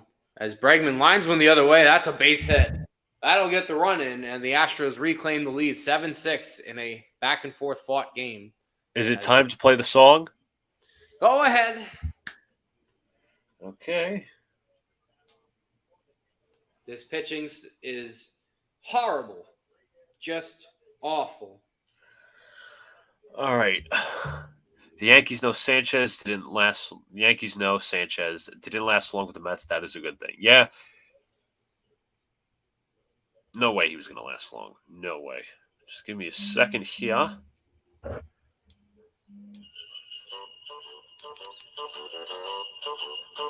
Hey, Jiggity Jing. It's Dominic the Donkey. This donkey. Except he's not a Christmas donkey. I will repeat.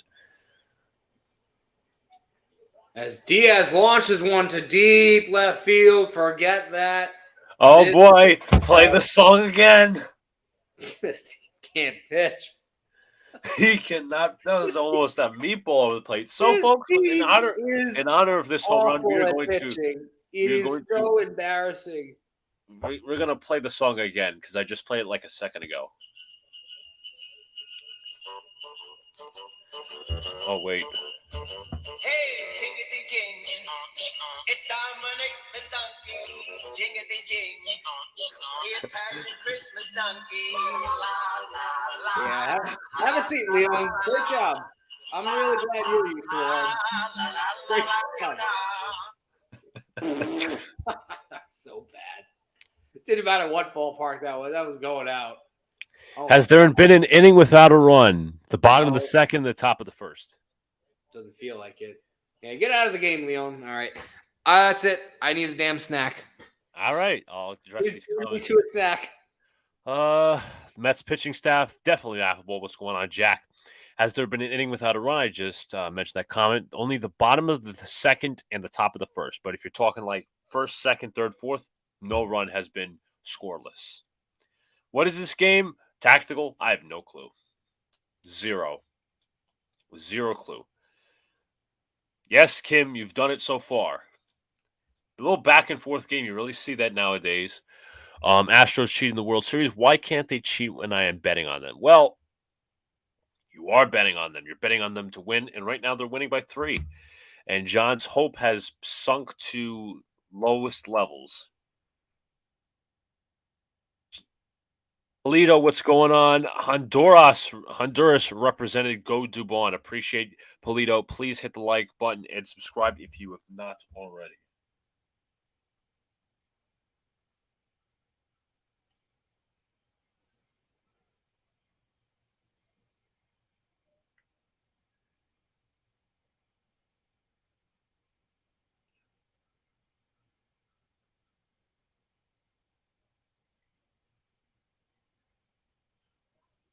Sorry, folks, 1 second. All right. With Angry John's luck, there will be a Jets-Texans AFC Championship game where Houston wins again. Houston going to the championship game would be nuts. Listen, they built a nice team this year. I think they'll compete, but I don't think they will be. I don't think they'll be at the championship game. Grant Hartwig gone for the New York Mets. 1 inning, 1 hit.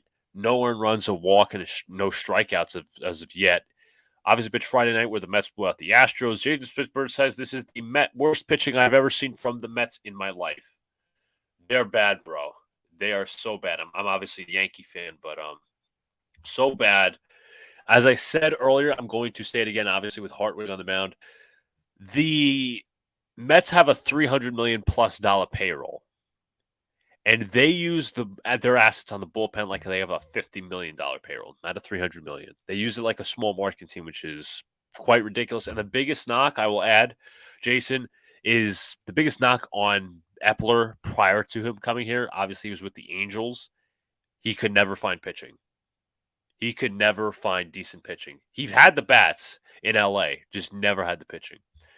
You see the Porzingis rumors. Yes, he is probably close to being traded to the Celtics. I did see that. It's a decent fit. Obviously, we'll look into that tomorrow. But yeah, this is so bad for the – so bad. So bad. So Mets are so bad.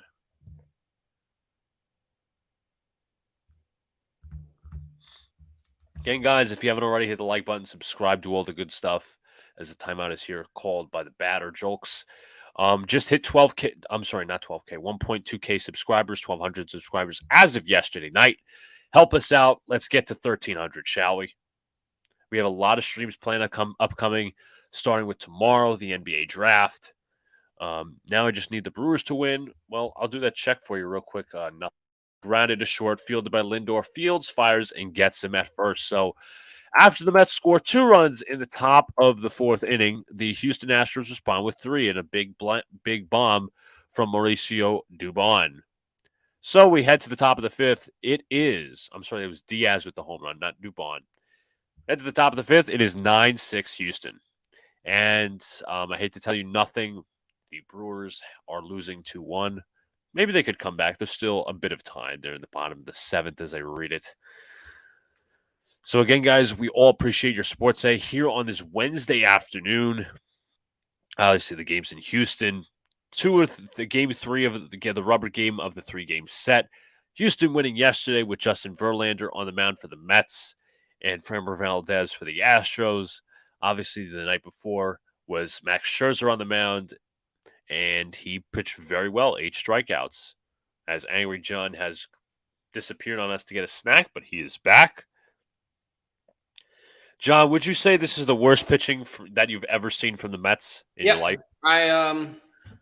What's it called? I'm sorry. I really needed to go get a snack because this is just so bad. 1 second.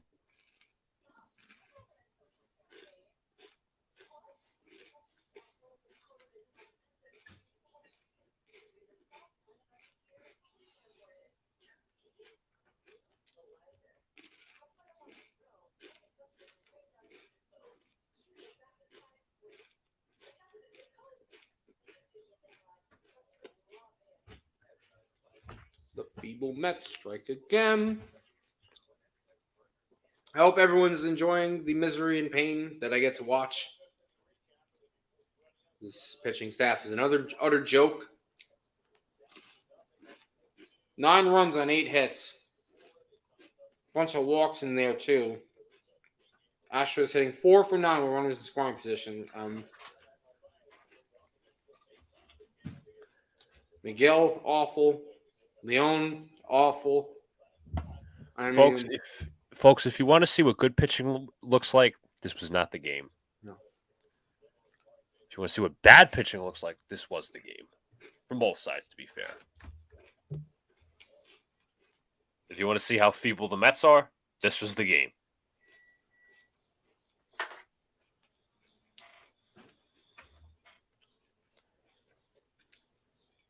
We have Triscuit crackers and blueberries.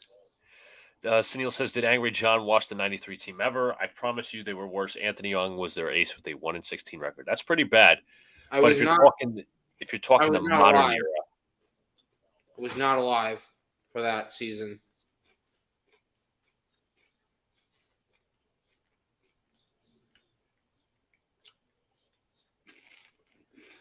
Is Max Scherzer watching on from the dugout?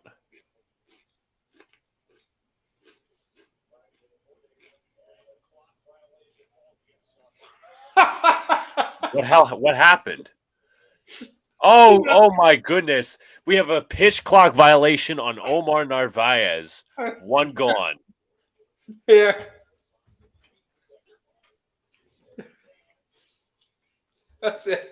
10, No more. 9, 8. Yep, he did not get set in the box. This team is just embarrassing. Feeble Mets. Brandon Nibble's up at the plate. John is just laughing. All you can do is laugh, John. I gotta take a look if there's actually a stat with MLB's pitch clock violations. 2 gone. I can't anymore. I'm losing it, man. I really am. We're in the 5th inning. They don't really have leaderboard, should I say so? I know John the and Mets are up Luca, you there. should have came to the game. Still can. I'm not going to the Yankee game. I know they won yesterday. Not spending a cent. I know John's Mets are feeble, but why would he want to watch the feeble Yankees? Or I should say the plush Yankees. The Yankees are plush. They're a terrible team, too. Boone, you see that? Did you watch the interview with Boone and John Boy Media? Oh, The most recent one? no, and honestly, I don't care to. Obviously, I know you just mentioned it, but they probably asked him soft questions. No. They came after him, and Boone was getting defensive. Oh, and Jake got scared. Oh, I know. Then John, they're never going to ask him tough questions. No. They didn't get scared. Jake's facial expression said something about it. So it's like Daddy yelled at him. So sorry, I don't. But they were pressing the issue, though. And more media outlets need to do that. I refuse to believe it, John. I refuse to believe it. Okay. That's just my opinion. Even to hang out and drink. Wow, Joe, we could have went to like an Italian restaurant in the Bronx. I don't want to go to a Yankee game.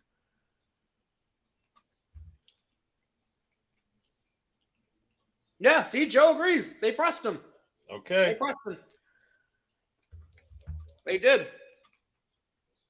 I'm telling you, they did on the most previous one. And Boone was getting defensive. Okay. As the 2-2 to Marte, as he's actually 2 for 2 in this game. And he struck him out. Hey! Strike 3.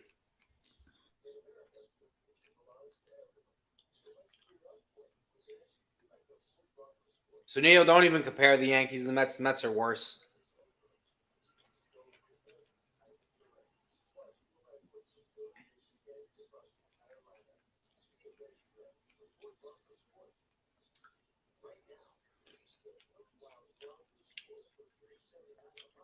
And Michael, I don't have any hope for you, the Yankee fans.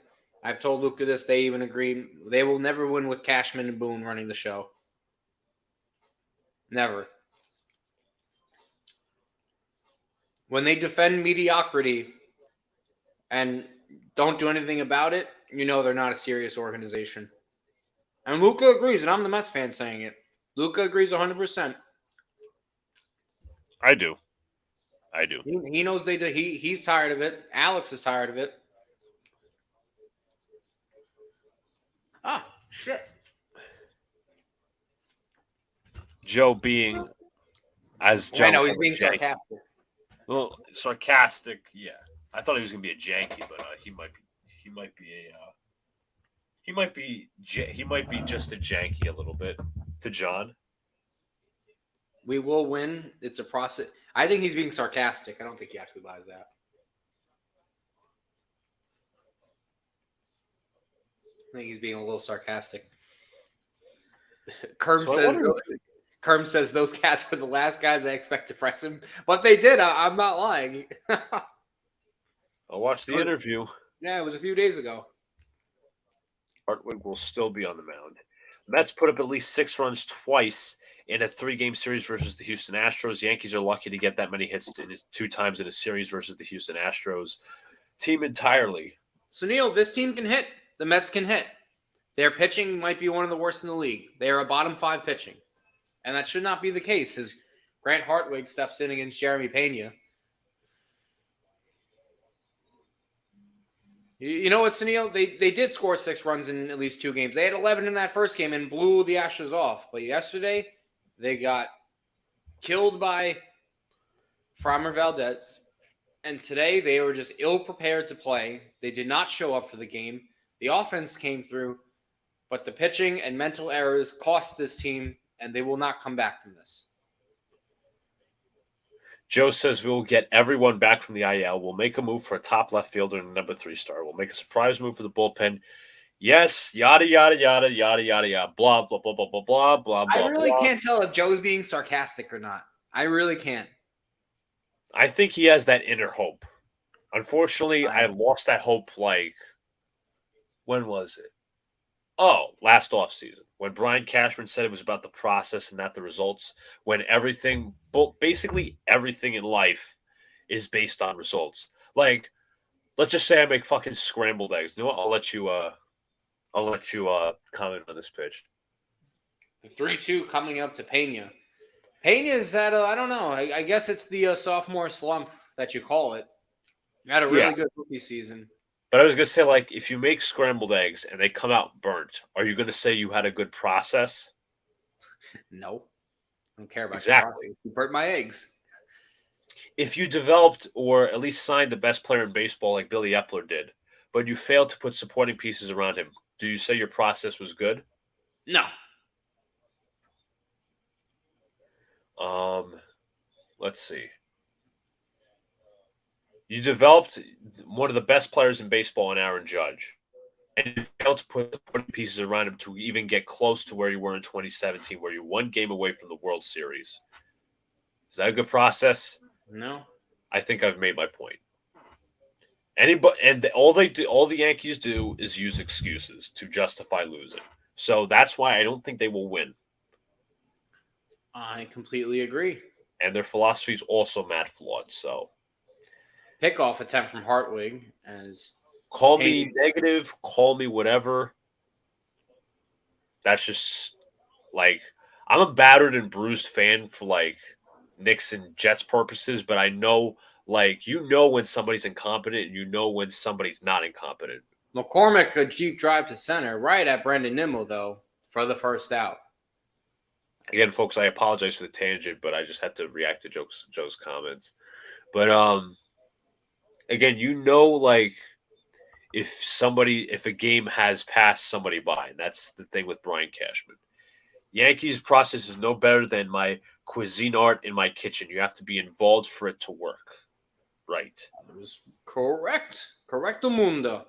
And also Hal Steinbrenner is not involved. I refuse to believe he's involved. Refuses it. For employing a bunch of 2 assholes, plus the analytics department.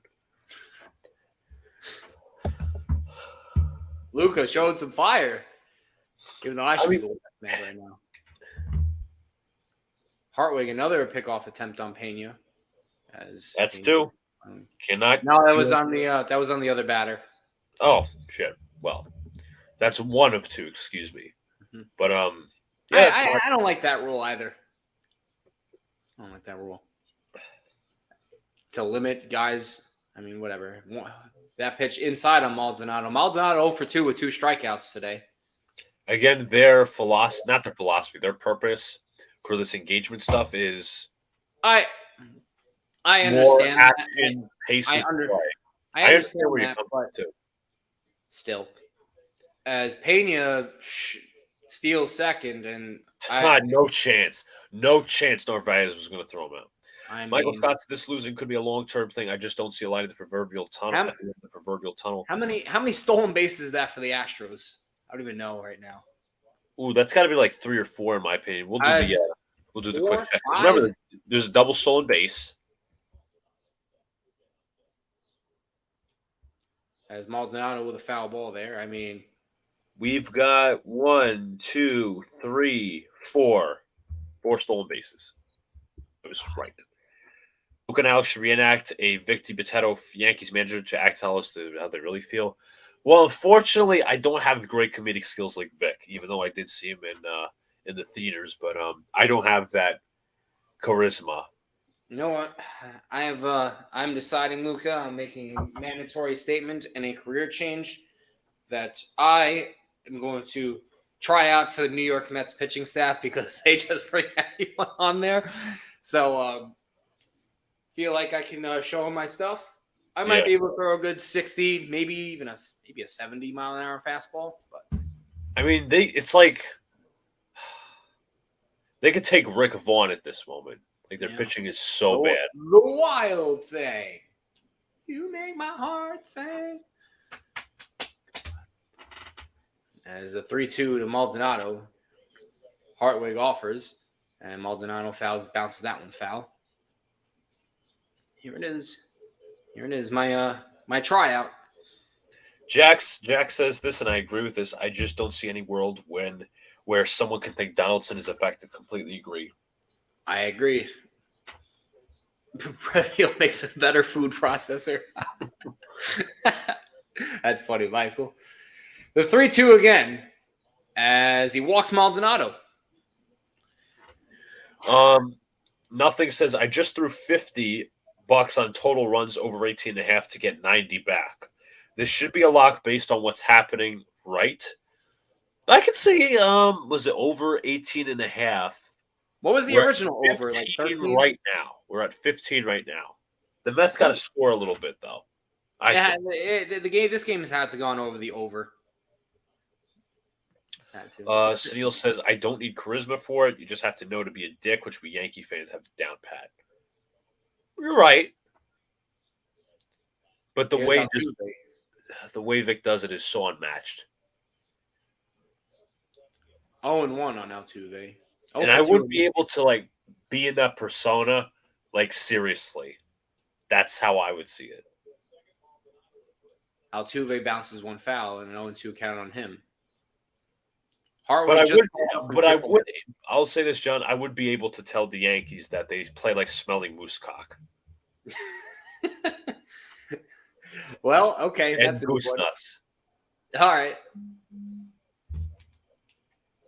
Hartwig called up from AAA as John Curtis was sent down this week. 25 years old. A little bit of a trouble here in the fifth inning.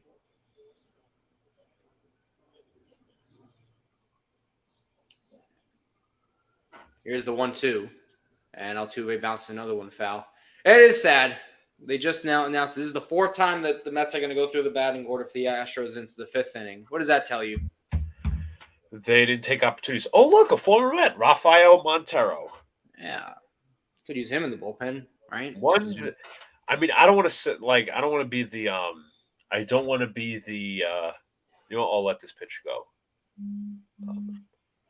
What I was going to say was I don't want to be the not the Debbie Downer, but the revisionist history guy and say the Mets could have had Rafael Montero.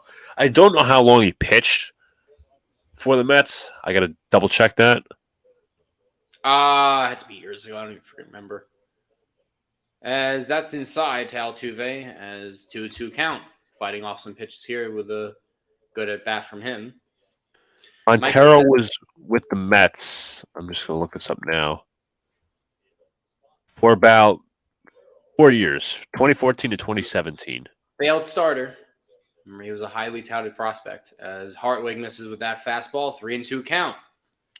Didn't the Yankees choose to trade for Montas over to Castillo last season because they didn't want to give up the prospects? Again, now this is not revisionist history. Me and Alex even said it. I would have traded for Castillo last season, no doubt. No doubt. As Hartwig can really not afford to put the bases loaded here with the heart of the order coming up. Here's the 3-2 to Altuve, and he walked him. You could not afford to walk the bases loaded. He walked him. Things could be a bit worse. We could be Cardinals fans. That's true. Very disappointing. Josh Walker's up in the pen, by the way. He was up in the bullpen last night, too. Luca, stop being such a downer. Vic DiPotetto put quite the Italian flavor in his segments. I'm sure Serbian comedy is just as funny. Well, I'll be honest, Sunil, I don't know anything about Serbian comedy, to be fair. But again, you can't match Vic when he has those very intricate, unique segments. It's like once somebody does it and they perfect it, you can't do it. You can't just imitate it because it's not going to be the same thing. Nothing says grand slam on God. I wouldn't be shocked.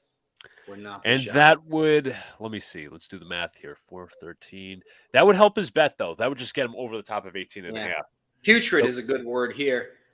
Putrid's putting it putrid. nicely, Michael. Putrid is putting it nicely. This game has been putrid, to be fair, for both sides, as Mauricio Dubon is coming up. He had, I think, a double in the inning. He's got 2 doubles in this game.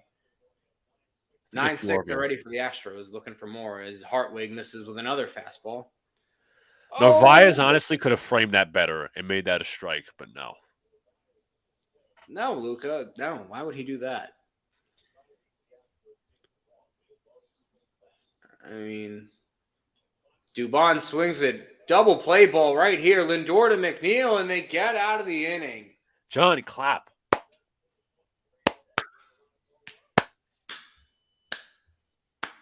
It's like that sarcastic clap.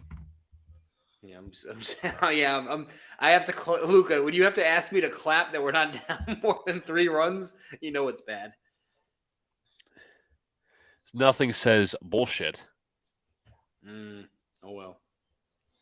When Diaz went down the season, the Mets just lost. It was over before that. They just did not build a bullpen. Their starters were horrible. Even like before Diaz got hurt, I had questions about your bullpen. Like Robertson, fine. Diaz, fine. Raley's okay. Drew Smith was. I think I had a positive opinion before this season, and I don't anymore. That was the first no scoring. That is correct. Nothing. Do you love the painful Mets, John? Do I love the painful? No, I like them for being good. I'd like them to be good. Hartwig for Cy Young? Yeah, okay, sure. I wonder what the odds of that are. Like 30,000 to 1. Long game. Yeah, Jets mess long game. So thank you guys for at least joining us here on this nice Wednesday afternoon. You know it's bad when my computer battery is like already more than halfway drained and it was full too. It's just going to be a long game. It's not only the stream, it's the feebleness of the Mets. Yeah, the feeble Mets. They're feeble. They're a feeble team. I'm just surprised they didn't give up more in that inning. So we have a game update here from them is the Reds, the hottest team in baseball. Win another one. Jake Fraley, somebody who I wanted to trade for, but I don't think they're trading now. Fuck, I didn't even know the Reds were over 500. They were winning the division, man. They're leading their division. They brought up the Pirates are falling off slowly, which I actually wanted them to succeed a little bit because I feel bad. I guess it's the Reds year. Everyone thought the Pirates would be the sleeper team. No, the Reds. But I got to say that division outside of the Cardinals is somewhat eerily competitive.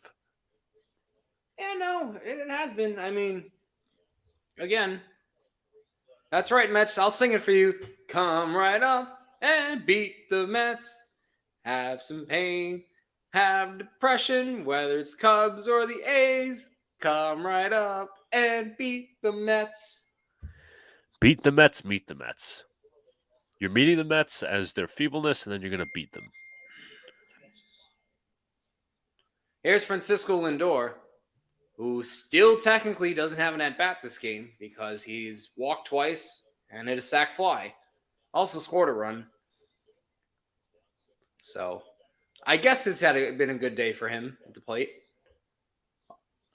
As Lindor pops that one foul. Montero's in the game now. Hard thrower for the Astros. Pretty solid during their postseason runs in the bullpen.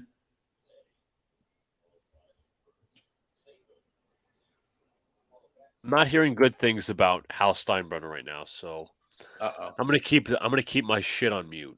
Yeah, I think this respectfully, this is a Mets stream. If you need to unleash after, go ahead, because I might unleash myself. So I'm probably gonna recently. You know what? I'm not even gonna lie to you. Lindor with a drive to deep right center field. That goes off the wall. Still in play. Lindor racing for second. He'll stop there. Hit it. McCormick took a look, and I thought he thought it was gone too. I think it was like the furthest part of the ballpark they just said on the telecast. A long double for Lindor. Lindor's been on base all 4 times today, so good day for him. Good job, Lindor. Now John's going to be having sarcastic claps now. Speaking of the Cardinals, they need to fire their manager. Yeah, there's not a lot of good locker room cohesion, and that's part of it because the manager, apparently, Olivier Marmol, I think his name is. Yep. So, in my opinion, I think they would have to hire Yadier. That'd be a really good move for them. Alonso's 0 for 3 in this game. Has really struggled since he's come off the injured list with that wrist injury. Mets looking to try and tie up this game and gain some ground as Montero misses inside with that fastball. 2-0 to Alonso.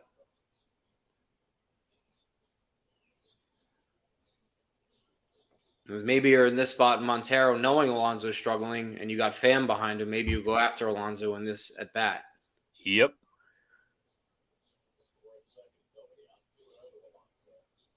As Pete rockets one to deep left field. Forget this one. That is way out of here. Oh, my goodness. 23rd Might have hit a sign back Alonso. there. Oh, my God. As Mets Strike Again recently just had a comment as this home run was about to happen. That will so, never John, happen. All right, so we'll cover this. Mets are down by 1, top of the 6th. Nothing is about 1.5. Actually, I should say 2 points of going to the over of what he wants to match. So, 2 runs over. 2 runs have to happen. I say the Mets have more 2 runs to give up. As this was just right over the plate, and Alonso just, oh, my God. Mets Strike Again says, imagine if Pete signs with the Yankees. I don't think he has a spot there personally. He would never sign there, no. Here's Tommy Pham now. As 1-run ball game now. Michael Scott is saying, hey, guys. Is that your real name? Or I wonder, Michael Scott, do like people say like, hey, you're that dude from The Office or something like that? I don't know. Pham lines one the other way for a base hit. And all right, John, you got a rally going. As a rally in the 6th inning as the Mets try and wake up. The cold man himself. I'll shut up about this after I mention it. Hal on the Michael K. Show, I believe that Boone's a good manager, and I believe Cashman's a good general manager. I'm not going to get into the reasons why. Wait, you're saying that, or that's what he said? That's what Hal said. Oh, okay. I love that. Yeah, I think he's good, but I'm not going to tell you why. Okay. It's called I'm not with the team right now. I'm far away. I'm in fucking planet Mars. But anyways, the Coleman himself. If the Cardinals sell, Yankees should get Montgomery back, and it'll almost be like the Chapman trade in 2016. Then Chapman came back via free agency. Well, that kind of wouldn't make sense for them because they traded him there, and then I don't know. I got to see what year Montgomery's having. Plus, he's a free agent, so it would only be a rental. It would be like another free agent for the Yankees because they already have plenty. They have Montas, they have Severino, as Ryan Stanek is up in the pen. One of the better relievers in the game. Nothing says let's go Astros, better not fuck this shit up. As McNeil takes that one for a strike, 0-2 on him. An update on also Nothing's bet. He has to have the Brewers to win. Are they winning? I could check that actually. The Brewers are losing 4-1. Ooh. Top 9. How could you bet against Zach Gallen? It's tough. Awesome pitcher. He really is. Him and you got Merrill Kelly in that staff. Pretty good staff for them. And then you got Corbin Carroll and Gurriel Jr. or Lourdes Gurriel. You got Perdomo hitting well. I got some sports news in about a second. Mm-hmm. The 1-2. And McNeil strikes out. Chase the changeup. And that's the first out of the inning. What's your Not bad movement, I will say. Mm-hmm. Nothing says we need to double pay badly. Now you do. What's ESPN is canceling its national show featuring Max Kellerman, Keyshawn Johnson, and Jay Williams, which was previously called Keyshawn, Jay Will, and Max. what a name? I never liked that show. I never watched that show, so who cares? I could care less. Danny Berger's up. 3 for 3 in this game with a few RBIs. As maybe he's got some grease on this at bat. I don't know. If he does something good, we'll play the video again. But if he does something bad, he gets ripped. He gets the Weeble Wobble treatment. Here's the 1-0. Berger takes that one low and away. 2-0 to him. Thought that was going to be called a strike, but wasn't. Montgomery's doing pretty good with the Cardinals. I'll look at his numbers right now while John has the call. Here's the 2-0 from Montero. Pham is running again. Got an early jump, and he's in there safely. Second stolen base for Tommy Pham of the day. Timed that beautifully. That's an underrated part of Pham's game. He's not afraid to steal a bag and pick his spots. And now Vogelback has a runner in scoring position, so a base hit would do justice here. All right. Here's the 2-1 is Montero set. Here's the pitch. Vogelback bounces that one foul behind home plate. That was a good pitch to hit, too. Yeah, his best one. A 3.69 ERA. That's not terrible, honestly. Not terrible for a back-end guy. It's also 4-7 on the season, but I think I'll mark that towards the Cardinals because they're a bad team. They are a bad team. But the problem with Montgomery doesn't have one pitch to knock you out. That is true. As in there for a call, strike 3.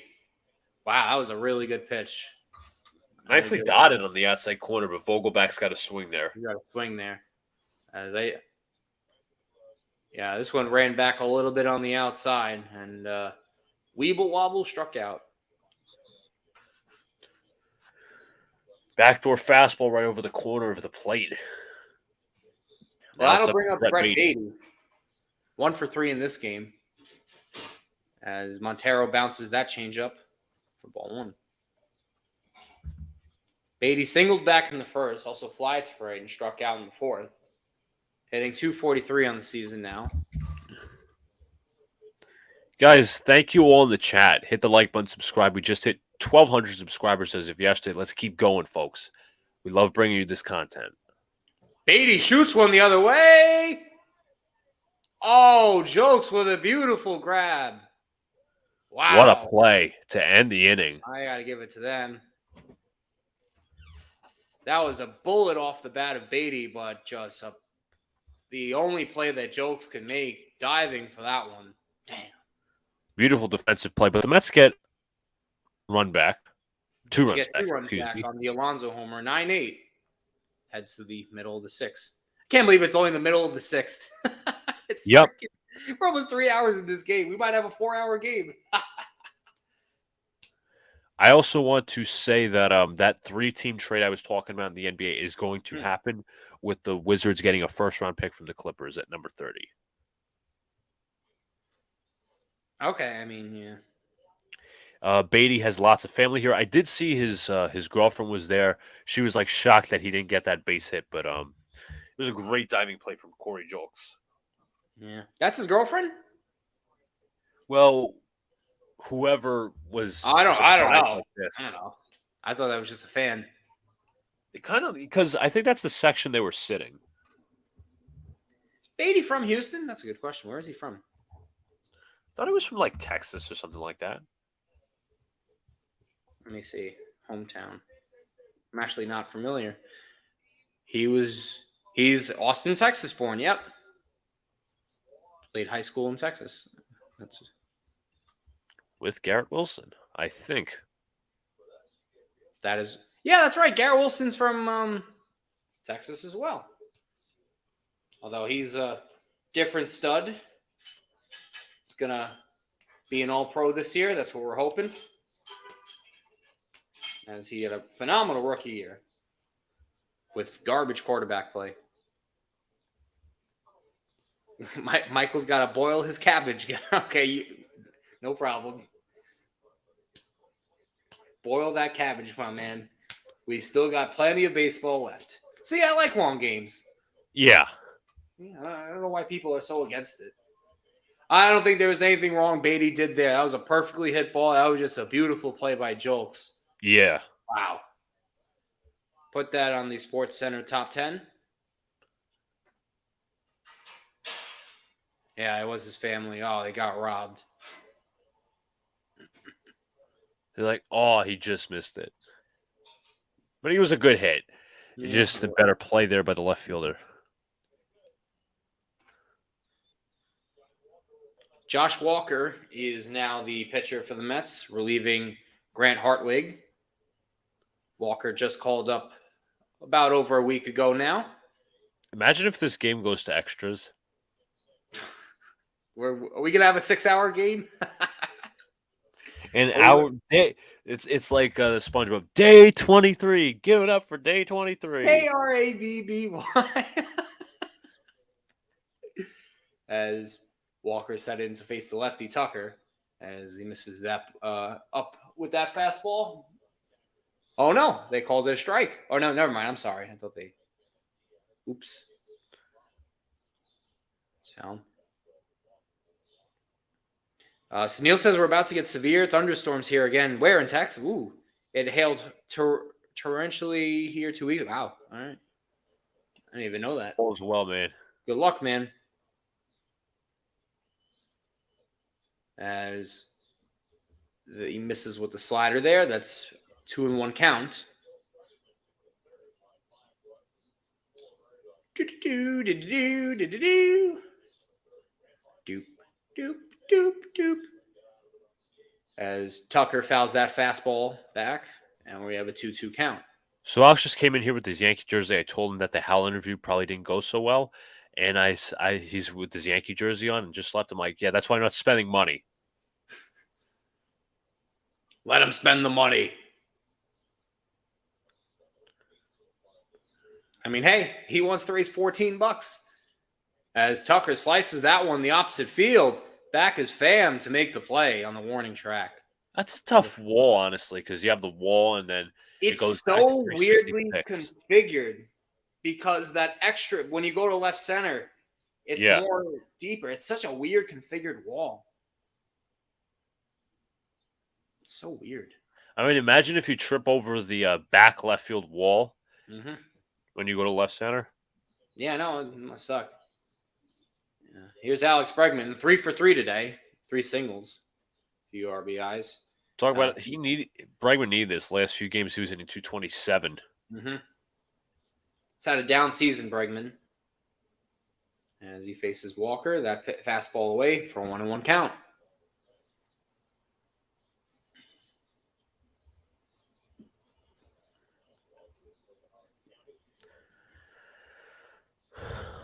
As Bregman lines that one, Nimmo chasing for that, and we'll put him away. 2 outs. 2 flyouts here at the inning for Walker, as that'll bring up the DH, Yainer Diaz, who his last at-bat in the 4th inning put a pitch out of sight off. I believe it was Dominic the Donkey, right? Yes. It's Dominic the Donkey. As that was the second homer he gave up. Fouls that fastball, was all over that one. Fouled back. Hector Neris, former Phillies closer, warming up in the bullpen now for the Astros. Oh, look at his numbers. I remember he was so inconsistent in Philly. Yeah, he was. He had command issues, I think. As Diaz lines one to left, as Pham makes the running play in the gap. 3 fly balls all out for the Mets. 1, 2, 3. They go down in the 6th. Top of the 7th. Be right back. Yeah, Neris was like had talent, but like a weird pitcher, I'd say. He's 3-2 this season with a 1.24 ERA, 30 games, 2 saves, 29 innings pitched, 32 strikeouts. Numbers look good from the basic stats. 172 opposing average, so that's not bad. See, why would you go get a chicken bucket at Yankee Stadium? It's now $25, close to 30. Where sometimes the breading of the chicken will come off when you could just have homemade pasta, pasta and meat sauce. I mean, no beating that. Yeah. Did you? You know what? That is for Alex. Brian sent us something funny in the chat. I know that Alex is not going to eat at the Yankee game, which is interesting. What, is he going to starve himself? He's going to eat. He said he was going to eat before and after the game. I mean, I get it because it's overpriced and you don't want to pay for all that nonsense sometimes. I understand. As long as he eats. It's not my body. He can do what he wants.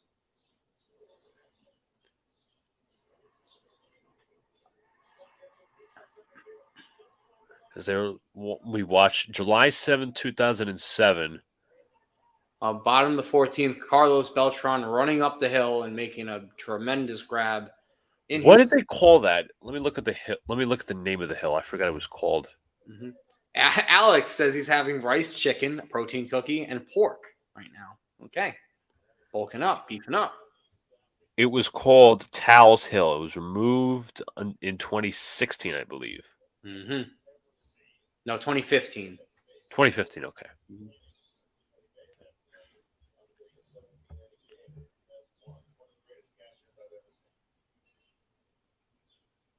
So, Neil, I agree with you with the air fryer. I agree. There's Noesa's stats, having a really good season with the Astros. 1.24 ERA, as he has been lights out for this ball club. Nothing says I'm doubting the Astros' ability now. Oh, what happened to my... Oh. Apologies, folks. The MLB Game Day page just crapped out on me. I'm just going to share the screen. I apologize once again. Game Day.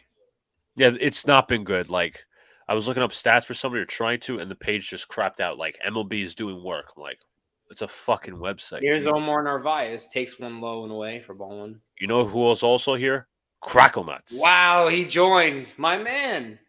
The rivalry continues. Hope all is well, my man. Hope you're doing good. Can the Mets do anything right? They can score. It just can't pitch.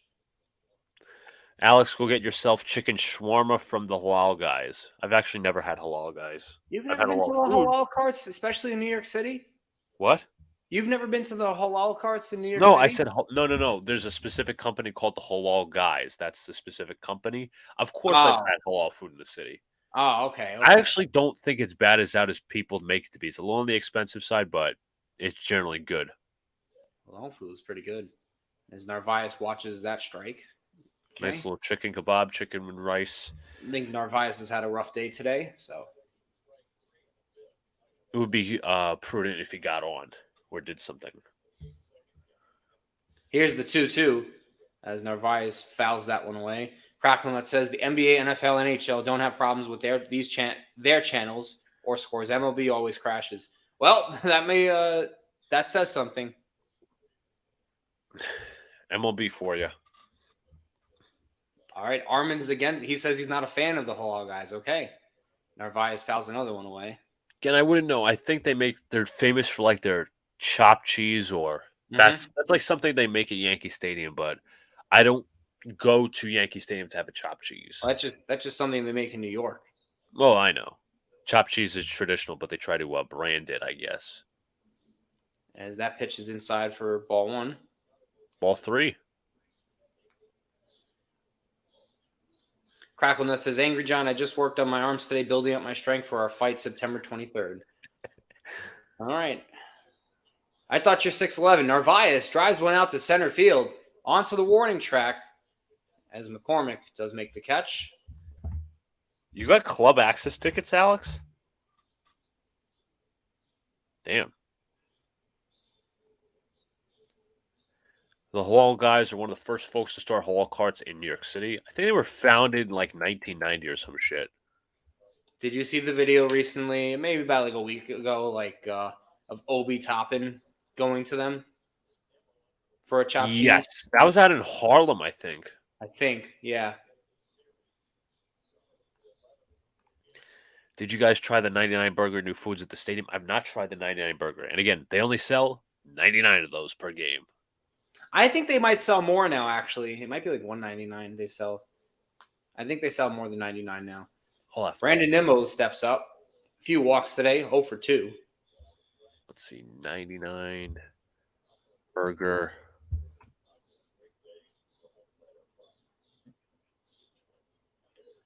And a splitter from Neris makes the count 1 and 2 on Nimmo.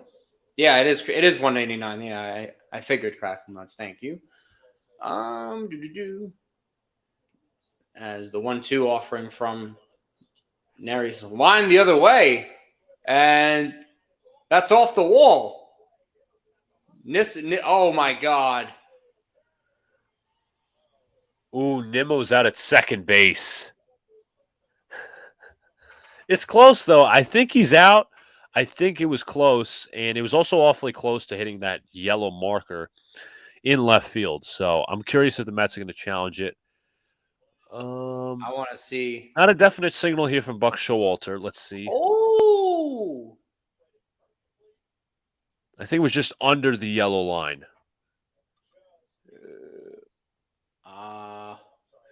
The throw beats him. Wow.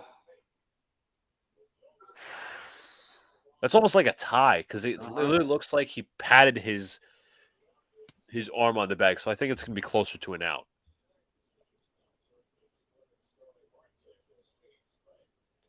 I thought that was a homer at first, but nevertheless, we play on. Cracklenut says they moved it up to 100 burgers to demand from fans. Okay, even though that the Yankees website's not updating. But Cracklenuts says, have you tried the new food at Citi Field, John? No, I have not. They got let. Unless someone wants to offer me free tickets, I am not wasting my money on this feeble team. The new food offerings at Shitty Field are cooked in motor oil recycled from every junkyard beyond the outfield walls and the surrounding. Damn, taking a shot at Citi Field food. Now I don't understand. When you come after Citi Field, the Yankee Stadium is awful. I'm not going to say it's awful. It's pretty bad. But it's, again, it doesn't have that classic aura that the old stadium obviously had. You're not going to remake the old stadium, but there's like the old stadium's a cathedral, and one of more popular figures on Twitter as Gary Sheffield Jr. is.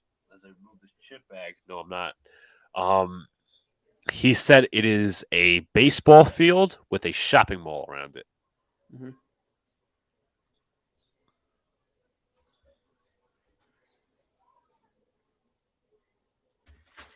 John probably couldn't eat nothing because he will be so angry, giving him the Angry John moniker. I mean, actually, food will probably calm me down. Like, Citi Field is a food court. Yankee Stadium's a shopping mall. Okay, I think I could understand that. I was at Citi Field only twice last year, and twice ever. So, one time it was club seats. One time it was down the left field line.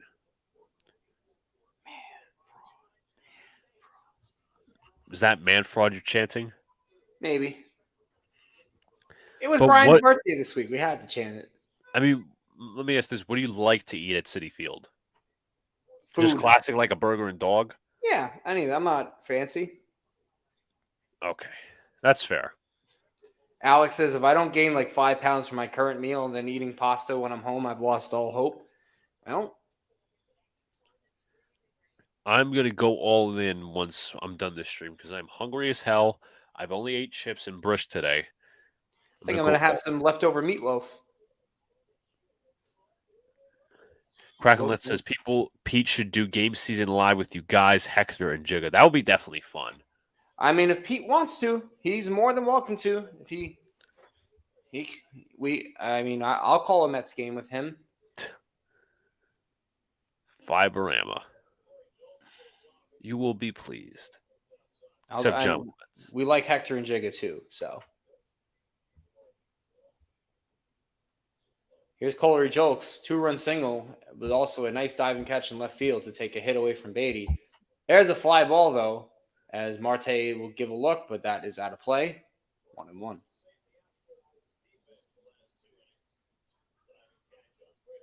Also had a nice throw out on Brandon Nimmo that last inning.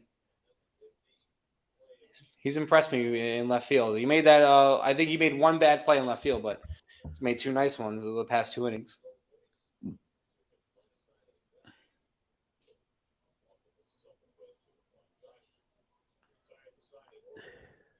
Sunil says Angry John's persona is like taking the voice of Lightning McQueen from Cars and combining it with David Banner and the gamma radiation from the Incredible Hulk. You keep saying that same joke. Get new ones. Pete did playoff games, but I don't think the Mets will make the playoffs, says Crackle Nuts. I agree with you. Brian Abreu's up in the pen. Sunil does like pulling out the references when it comes to obviously mentioned the Hulk, but he's witty. I'll give him that. He tries to pull out the pop culture references. I'll give him Hulk that. smash. Crazy how as soon as I bet the over run, somehow they forgot to score. That means you jinxed it. Nothing.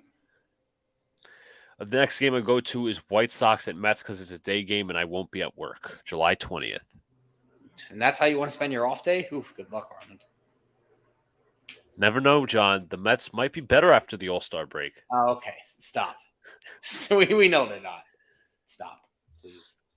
You just got to give them a little time to gel. Yeah, okay. You're lucky I gave him a second of my life. As Jokes fouls another one foul, we do the 3-2 again.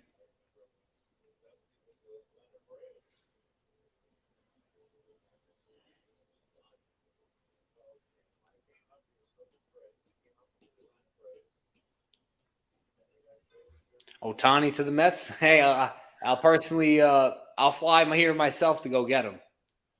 As Walker misses on that fastball, and then Jokes will take his base. Okay, nothing. This might be your shot. They got a runner on with one out. I'm sorry, nobody out. Yankees and Mets need City Connect uniforms? No. I don't think so.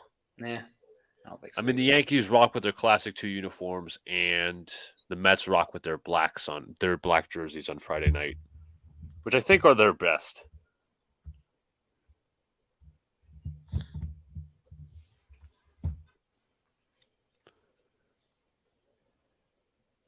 Knicks Nation thinks Ohtani is going to be a member of the San Francisco Giants. Ooh.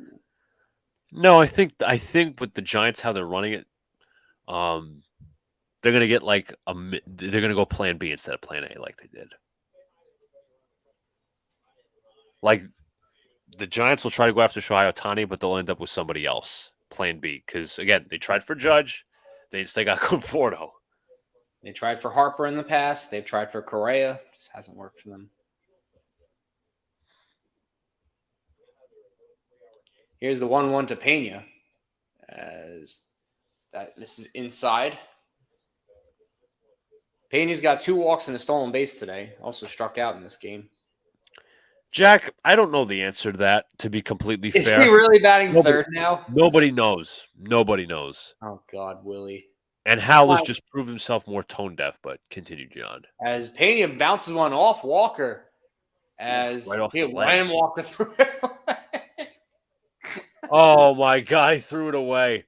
And now the runners are going to advance to second and third. Okay, nothing. This is your time to shine. You got 2 runners on. Runners on first and second.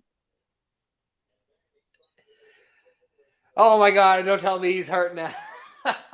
Yep, the trainers have come out. Runners on first and second. Not first and second. I'm sorry, awful, second and third. Nobody out.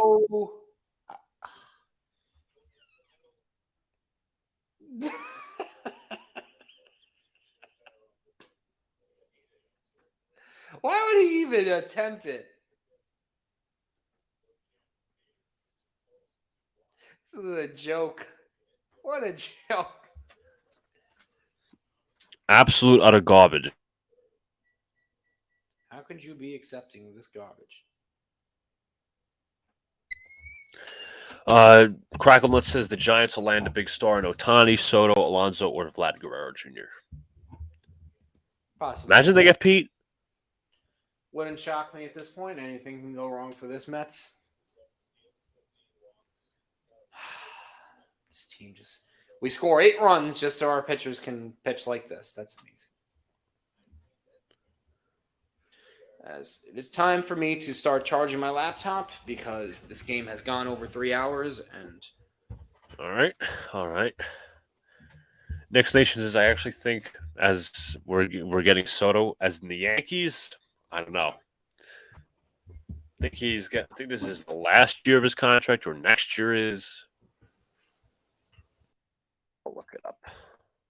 There's Walker still throwing. I mean, you could go to Jeff Brigham if he's hurt.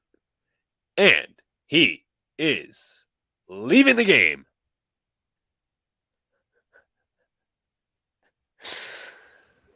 The Mets are kind of cursed with injuries right now, but leaving the game. Y'all can hear me, right? Yeah. Yep. Not that wire. Hey, jiggity jig, the Mets are gonna lose. This is horrendous. Are you guys doing an NBA free agent show or the draft? We are actually doing the NBA draft tomorrow, and we have a free agency show next Friday.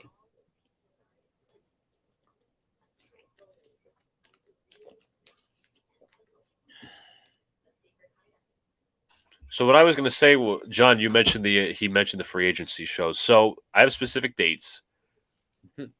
Tomorrow is our draft show. Obviously, the draft is going to be live. Free agency will be next Friday at 6 because that's when free agency immediately starts. Everybody starts reporting deals like none other. That is true. Then we get to break down and analyze. 100% true right there. So who's coming in, John? Oh, Adam Ottavino.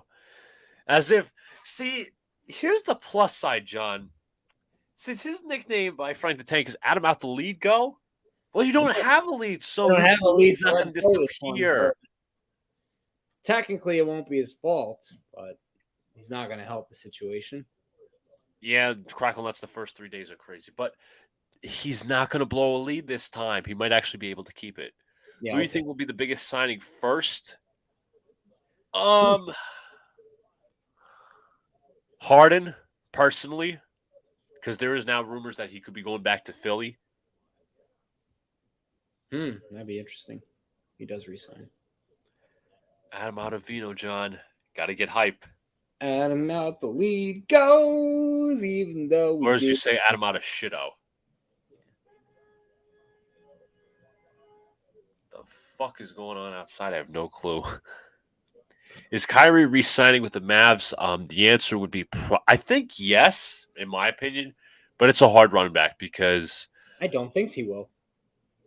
You know what? I'll be honest. Nobody knows where he's going, but if you're asking on it, like I think Mavericks are going to be a top contender, obviously, because they probably want to keep him. But the fit is not going to be so good because I think the Mavs will still be somewhat mid-tier. Why not go to Robertson? Tomorrow is a day off. Well, to be fair, Armand, again, Buck is questionable at managing things, but this isn't a closer type situation, to be fair. This is like kind of cleaning up the mess after Josh. Limiting, or what I call limiting the mess as much as possible, or the inevitable mess, because this is what they do. Kyrie to the Rockets, Crackle Nuts. They have the cap space for sure. LeBron to the Mavs. Okay, that would be weird, because in my opinion, first of all, they're a very young team and they need I think this is going to be another year for the Rockets where it's going to be a losing season, but they're going to have some structure with Ime Udoka's coach. But they're finally going to learn how to properly play together. So I don't think it's a year they're going to go major shopping. If they do, I'd be shocked. I think LeBron's going to the Mavs. I doubt he is. And Ayton to the Knicks? No, sir. Pass. Ayton is very temperamental with his motor, and I don't like that at all. He doesn't show up when needed to, as my screen just went black and went back. As we're seeing Adam Ottavino throw to Omar Narvaez. Adam out the lead, go. Adam out the lead, go. Adam out the lead, go. Oh, Adam out the lead, go.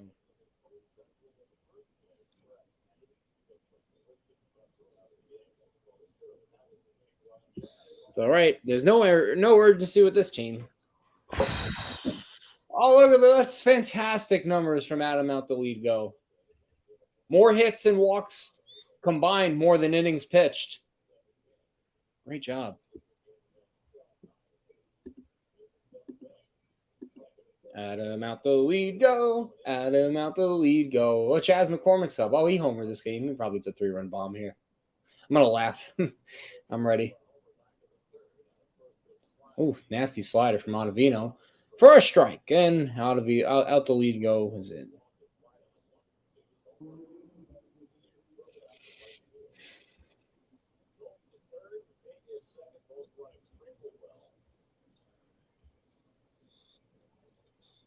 Out the lead, go pitches. Wow, actually was a good pitch. 0-2 count. All right, one more away from the first out. Adam out the lead, go. Adam out the lead, go. I'm waiting for the 3-run bomb. Adam out the lead, go. Here's the 0-2. Oof. McCormick looks silly up there. Was Not even close to a strike. Nope. Had some wicked movement, though. That's what you're supposed to do, out the lead, go.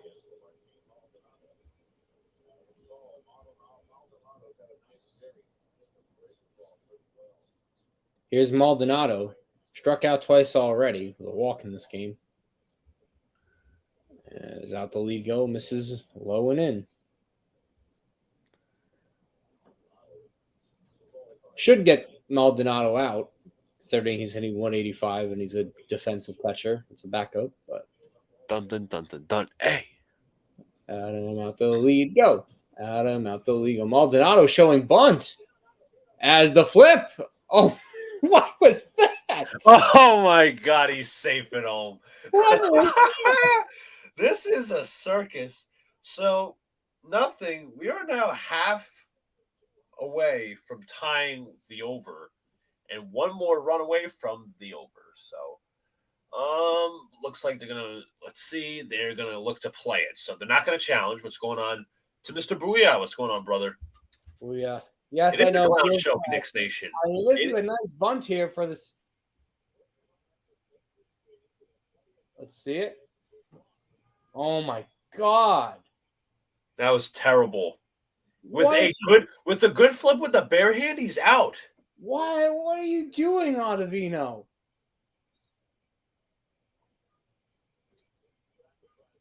What is he doing? Well, the lead didn't go.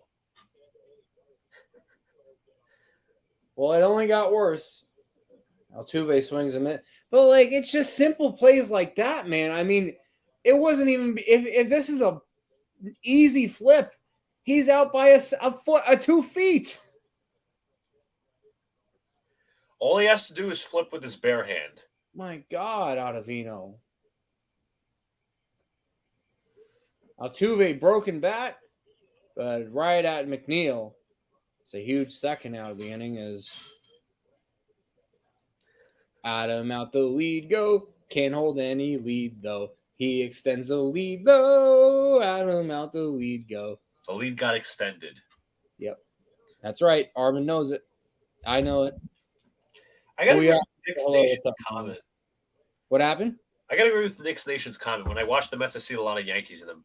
I mean, the poor fundamentals is universal between both teams, so there's no surprise there. That's called being poorly coached. I mean, it's just a simple flip, man.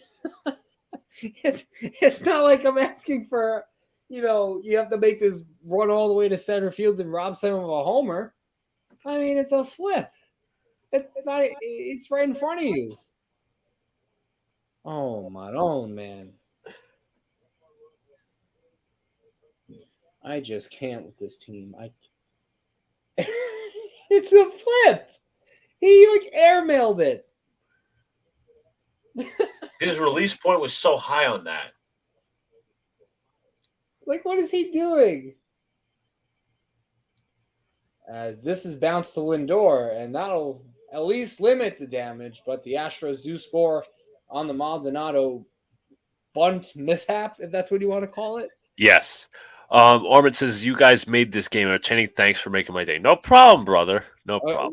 I can't sit through these alone anymore. I really can't. It really is painful. Cracklenut says, it's true Mets and Yankees play like it's a game of wiffle ball. I think wiffle ball would be better. Hold up. I know what he's getting. He's got the wiffle ball bat out. So demonstration time. Oh, that's right. Hold on a second. Time out 1 second. First of all, Lindor's coming to the plate, so I have to show a clip, and then John's going to give us our second demonstration.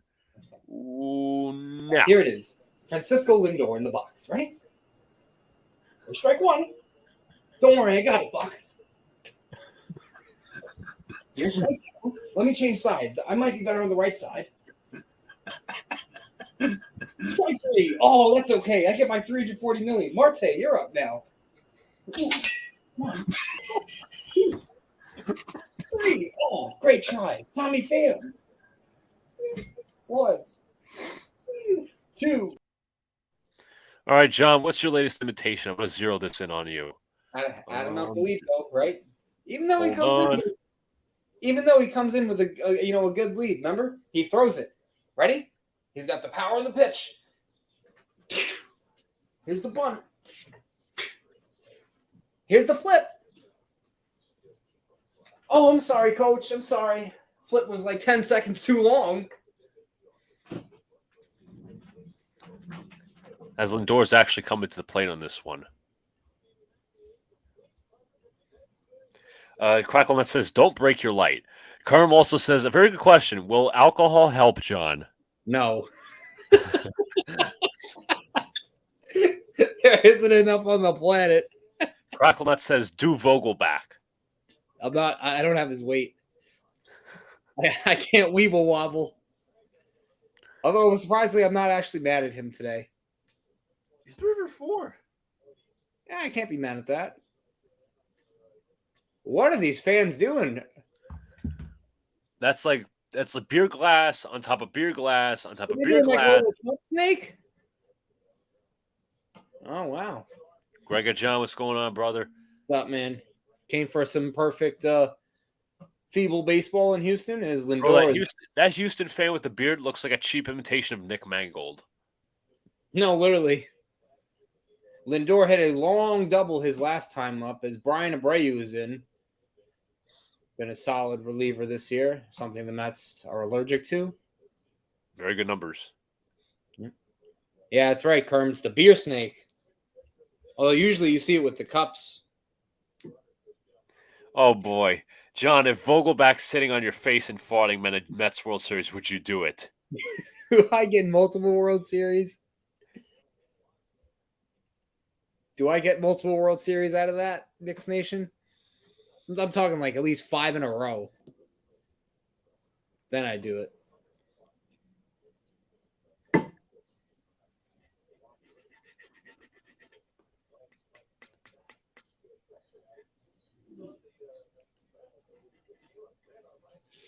No, you get one this year. So sorry, it's not worth it.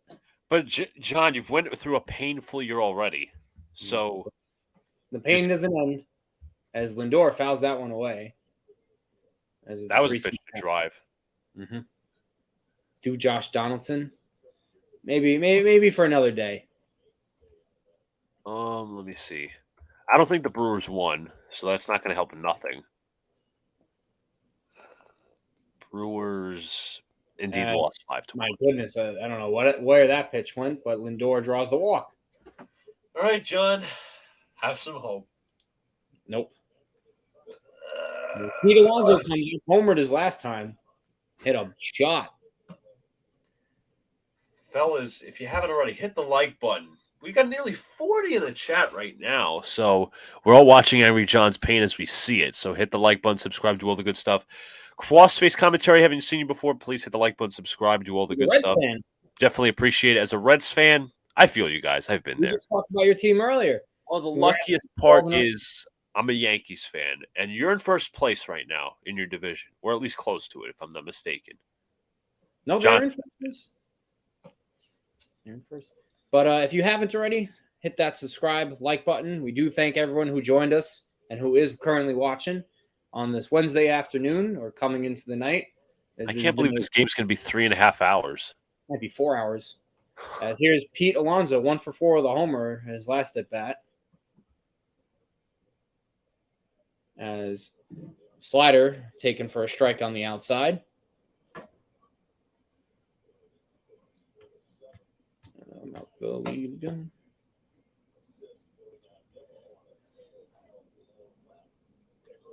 Lindor is going for a steal, and he will slide there without a throw. Alonso did swing. Maybe they're trying to do a hit and run, but nevertheless, Lindor advances into scoring position.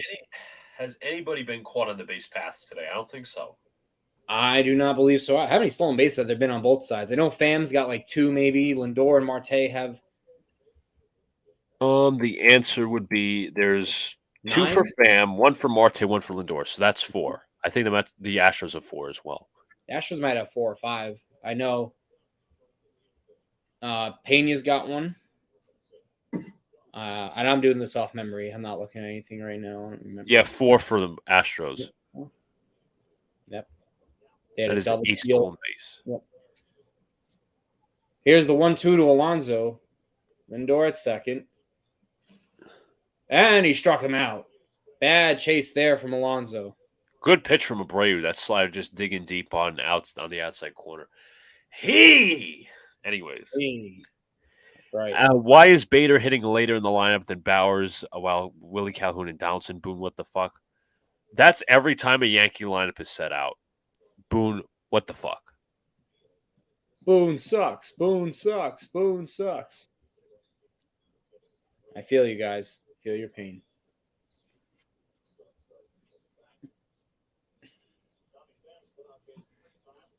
Fam's had a good day at the plate. Hit and 2 walks today. Also a few steals in this game. Here's the 0-1. As he watches that slider, Bray's got a good slider going right now. 1-2.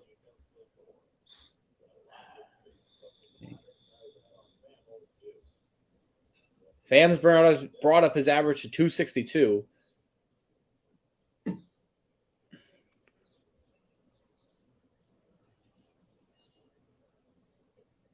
As that's upstairs.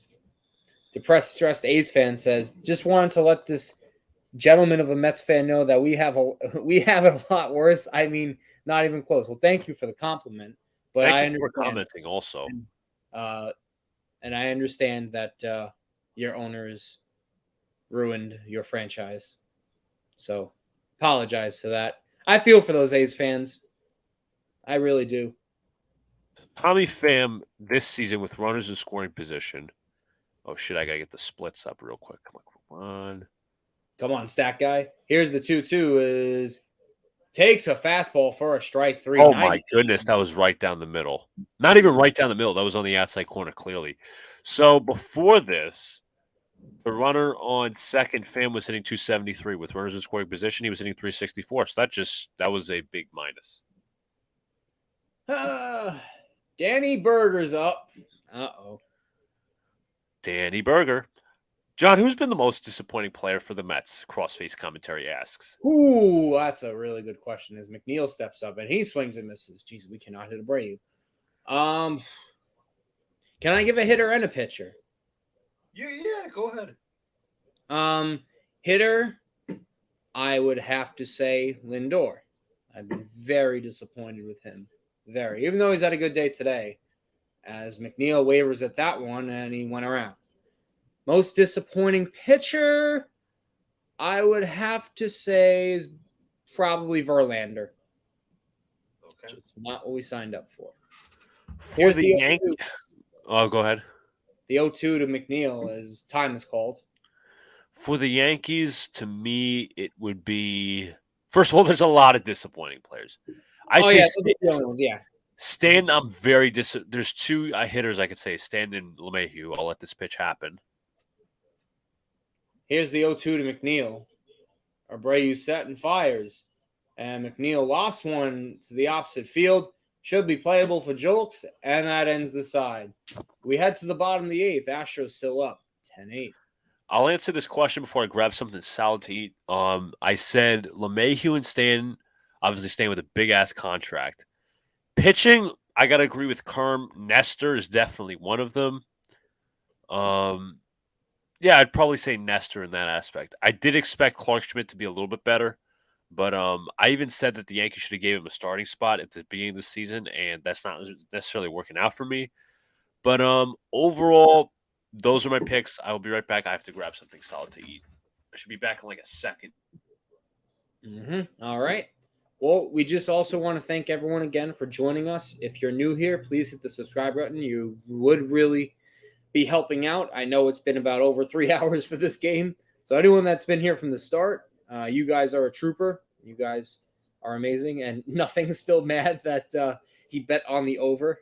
And yeah, no, that's what happens. So that's just how it works sometimes, my friend. That's just how it works. So again, it's not your fault. It's not your fault. Again though, don't sweat it. Fat cringe boy says my team sucks. Can't believe we have such a high payroll and a shit roster. If you're referring to the Mets, I can't believe it either.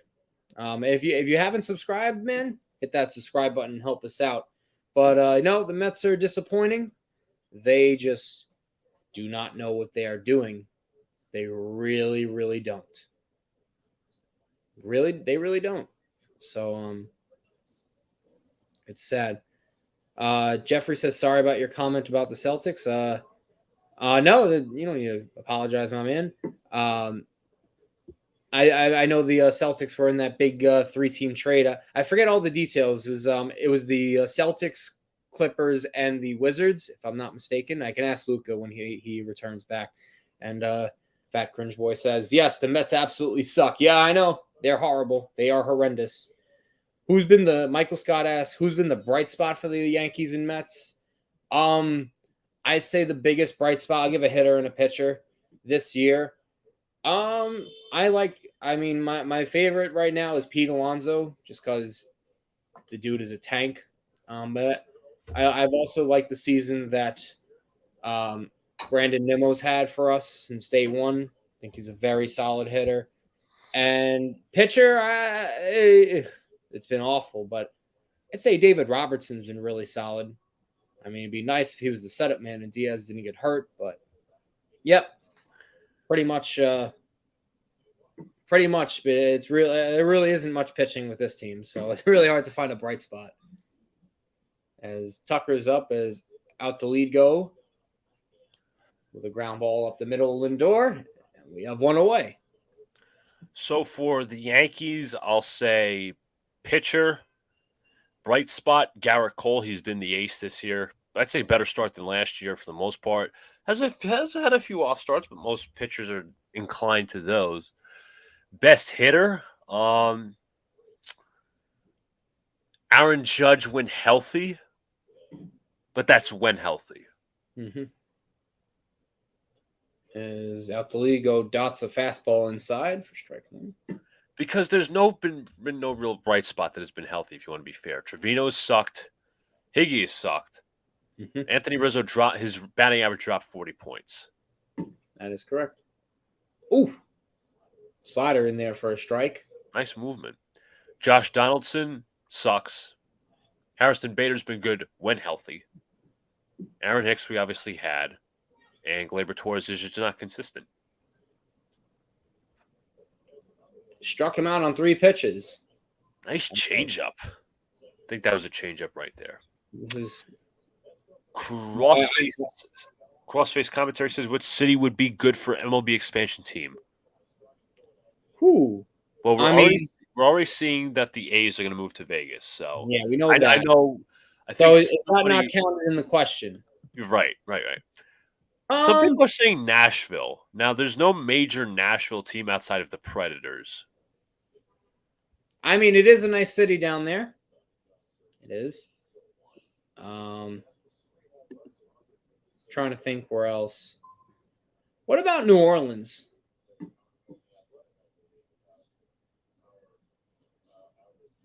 Would you ever say New Orleans?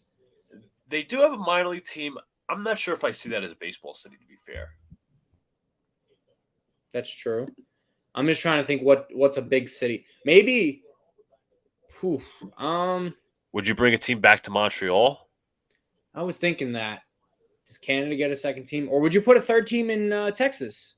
You know how they do it in basketball with like Houston, Dallas, Yeah, San Antonio, You bring Houston. one, San Antonio. I mean, Padres visuals mentions Charlotte. What's up, Padres visuals? As it's kind of a funny trend here. I'll explain after this pitch. 2-2 to Diaz as Ryan Presley, the best Astros arm in that bullpen, will look to close the ninth inning and shut the door on the Mets. Most of these commenters in here have been fans of the most disappointing teams this season. And struck him out. Right down the middle. But go ahead. No, go ahead. I'm just looking at some of the comments. Salt Lake. Kerm says Salt Lake City. Okay. They have Salt Lake Bees as a minor league team. But what I was going to say was we've had the A's fan, Padres fans like, you think you're worse? We're worse. It's like just a common trend. Like the Yankees, obviously, I think are bad, mediocre. You say the Mets suck. We got the A's fan who said, you guys don't really know how bad it is for us. Well, we're the worst team. Then we had, as we just mentioned, the Padres fan. He says, you could put Barry Bonds in the Padres, we would be trash. We are cursed. Damn. That bad. I know they've been disappointing too.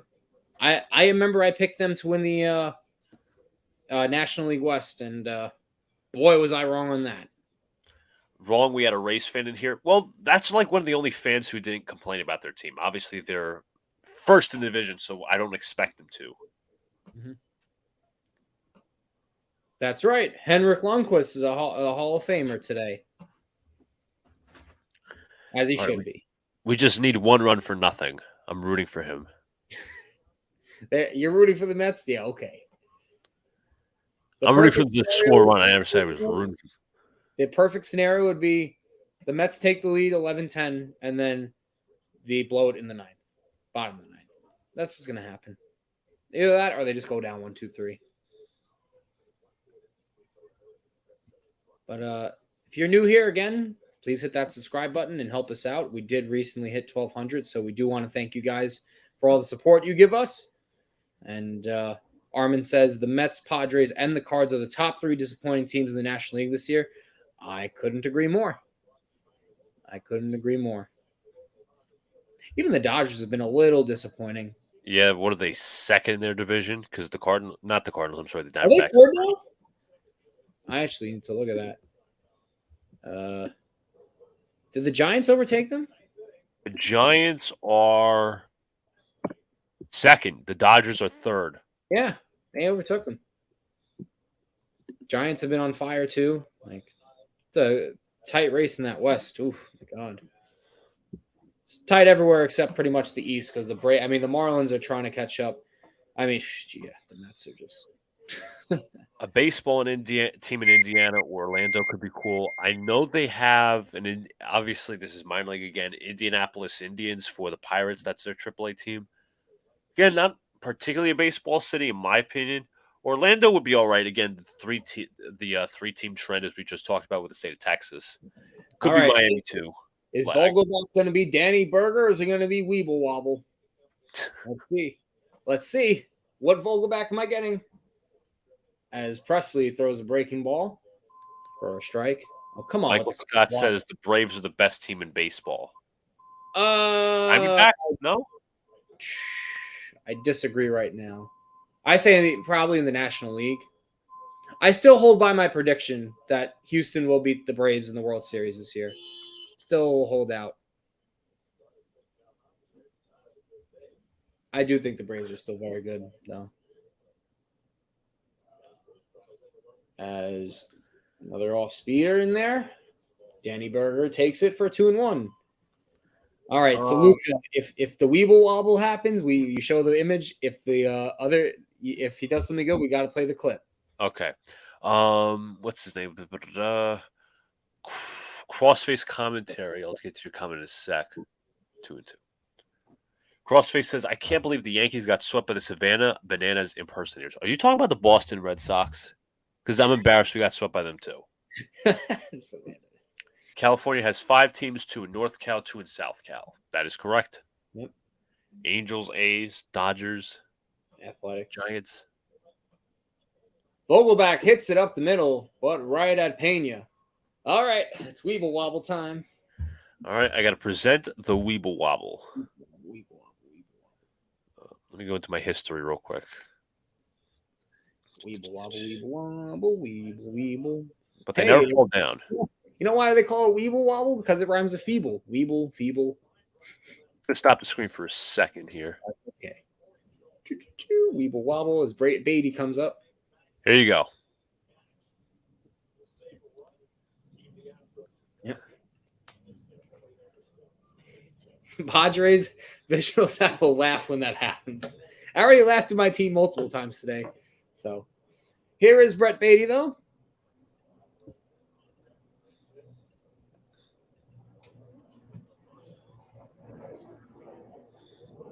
Beatty smacks one foul. The Mets, Padres, and Cardinals were my 3 NL wildcard teams. Boy, am I wrong. Yeah. Yeah. Alvarez on deck to pinch hit. Whoa. Surprising. I guess they saw enough of Narvaez. Yep. I wonder what straw was it. I was done with him after the first inning. Weeble, feeble. Describes the Mets very appropriately. Padres visuals thinks he's going to get swept by the Giants. Yeah, the Giants have been pretty good. Like Jock Peterson, man. Or not Peterson. Oh my God. No, it was Jock Peterson. I'm thinking. I don't know. By the way, J.D. Davis this year would be useful for the Mets. He probably would be. He probably really would be. But you know, what do I know?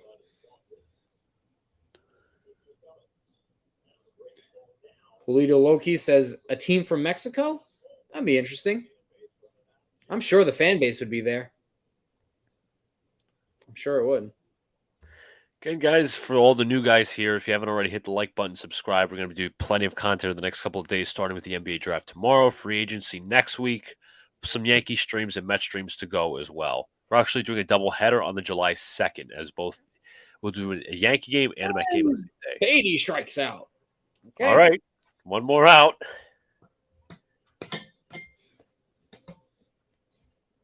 Nobody knows the trouble I've seen.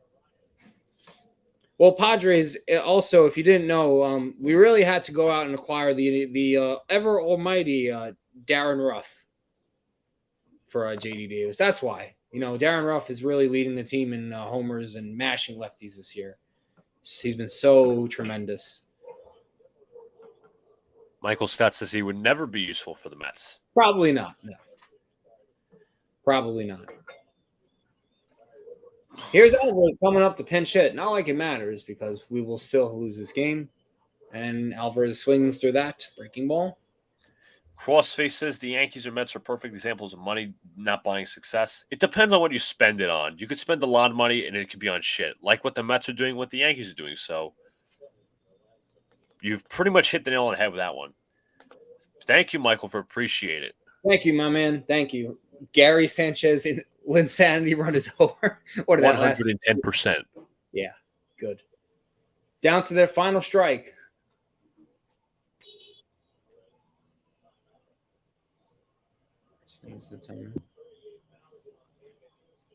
As the Houston crowd has risen here, as the Mets are down to their final strike and are going to lose another series in June. Oh, boy. Who could have thought that? The struggling continues. Here's the 0-2 from Presley. And Alvarez, did he hold up? He went around. There's the ball game. There's the ball game. Final score, folks. The Mets lose 10-8 in the final game of the 3-game set against the Houston Astros. Mets lose. Oh, the Mets lose. They are really bad. As John is just Hallelujah. what's this? How many series they've lost or split the last 6 series the Mets have, and I don't think they've won one in June. Lost So nothing. First of all, I'd like to say I'm sorry that the Astros did not hit under your bet. Yep. You could also thank the Fuelable Mets for not giving you a chance. Winning pitcher is TBA. I've never seen that before, but Angry John, your final thoughts. Luca, if you could please put that SpongeBob image back on the screen for me. Yes, the 3. Yes, the 3 fish. Mm-hmm. Have not won a series in June 21st. They're so bad. All right, I am going to present the image. You got to give me 1 second here. 1 second. It's so bad. As I'd like to put my demonstration of who everyone is. All right, got to give me 1 moment. And I'm trying to prepare this. Hold on. It's so bad. They're 6 games under 500. They're so pathetic. $300 million. Oh, yep. Spent wrongly. All right, so we are going to now share the screen. Oh, thank you. All right. So, ladies and gents, the person on the left is Buck Showalter. The person on the right is Billy Epler. And the person in the middle is not Steve Cohen, but is a symbol for all the Mets players and how they play in clutch situations. You can put all their pitching in there. You can put all their bullpen in there because this team is a joke. They have no fight, no urgency. Okay, you do not see that from them. I don't care that they tried to battle back. Okay, they are awful. Awful. I'm sorry anyone had to watch this pain with me. Thank you all for joining. But this team is awful. And again, they belong in this club. The No Weenies Allowed Club. They're in the Weenie Club, though. They're in the Weenie Club. I have it because I'm not a weenie. Yes. But they are weenies. And they have lost again. Padres says, sorry, John, I feel your pain. Luca's a Yankee fan. They're like 8 games above. That's even a disappointment for us. But that's like, there's so many reasons why I see that as a disappointment. But that's for another day because I'm not here to waste time. Not as awful as us, but yes, still awful. This team sucks, but let's go Mets. Thank you, Jason, for commenting. Weenie Hut Juniors. Is that the Mets organization, Weenie Hut Juniors? They are the Weenie Hut. No, they're Weenie Hut Generals. Okay? They're not even juniors. They're Weenie Hut Generals. All right. So, folks, first of all, a big shout out to the chat. At one time, there was like 41, 42 people in here. Great show out for a Wednesday afternoon to see the Mets lose. Obviously, it was a very competitive game. It was a long game, too. But we appreciate you guys. Tomorrow we'll be doing the NBA draft. Obviously, there's some more uploaded streams or potential streams that have been scheduled by Alex. You will definitely see them again tomorrow. NBA draft should be 8:30. And thank you once again to everybody in the chat. Mets are the Weenie Hut seniors. I just got to end Mets, go. Go, Mets, go. Hey, New York, what do you say? The Mets are going to lose today. Go. That's a good one. Go, That's a good one. But anyways, folks, we're going to get on out of here. Hit the like button if you haven't already. Hit the subscribe button if you have not already. And we will see you later. Peace.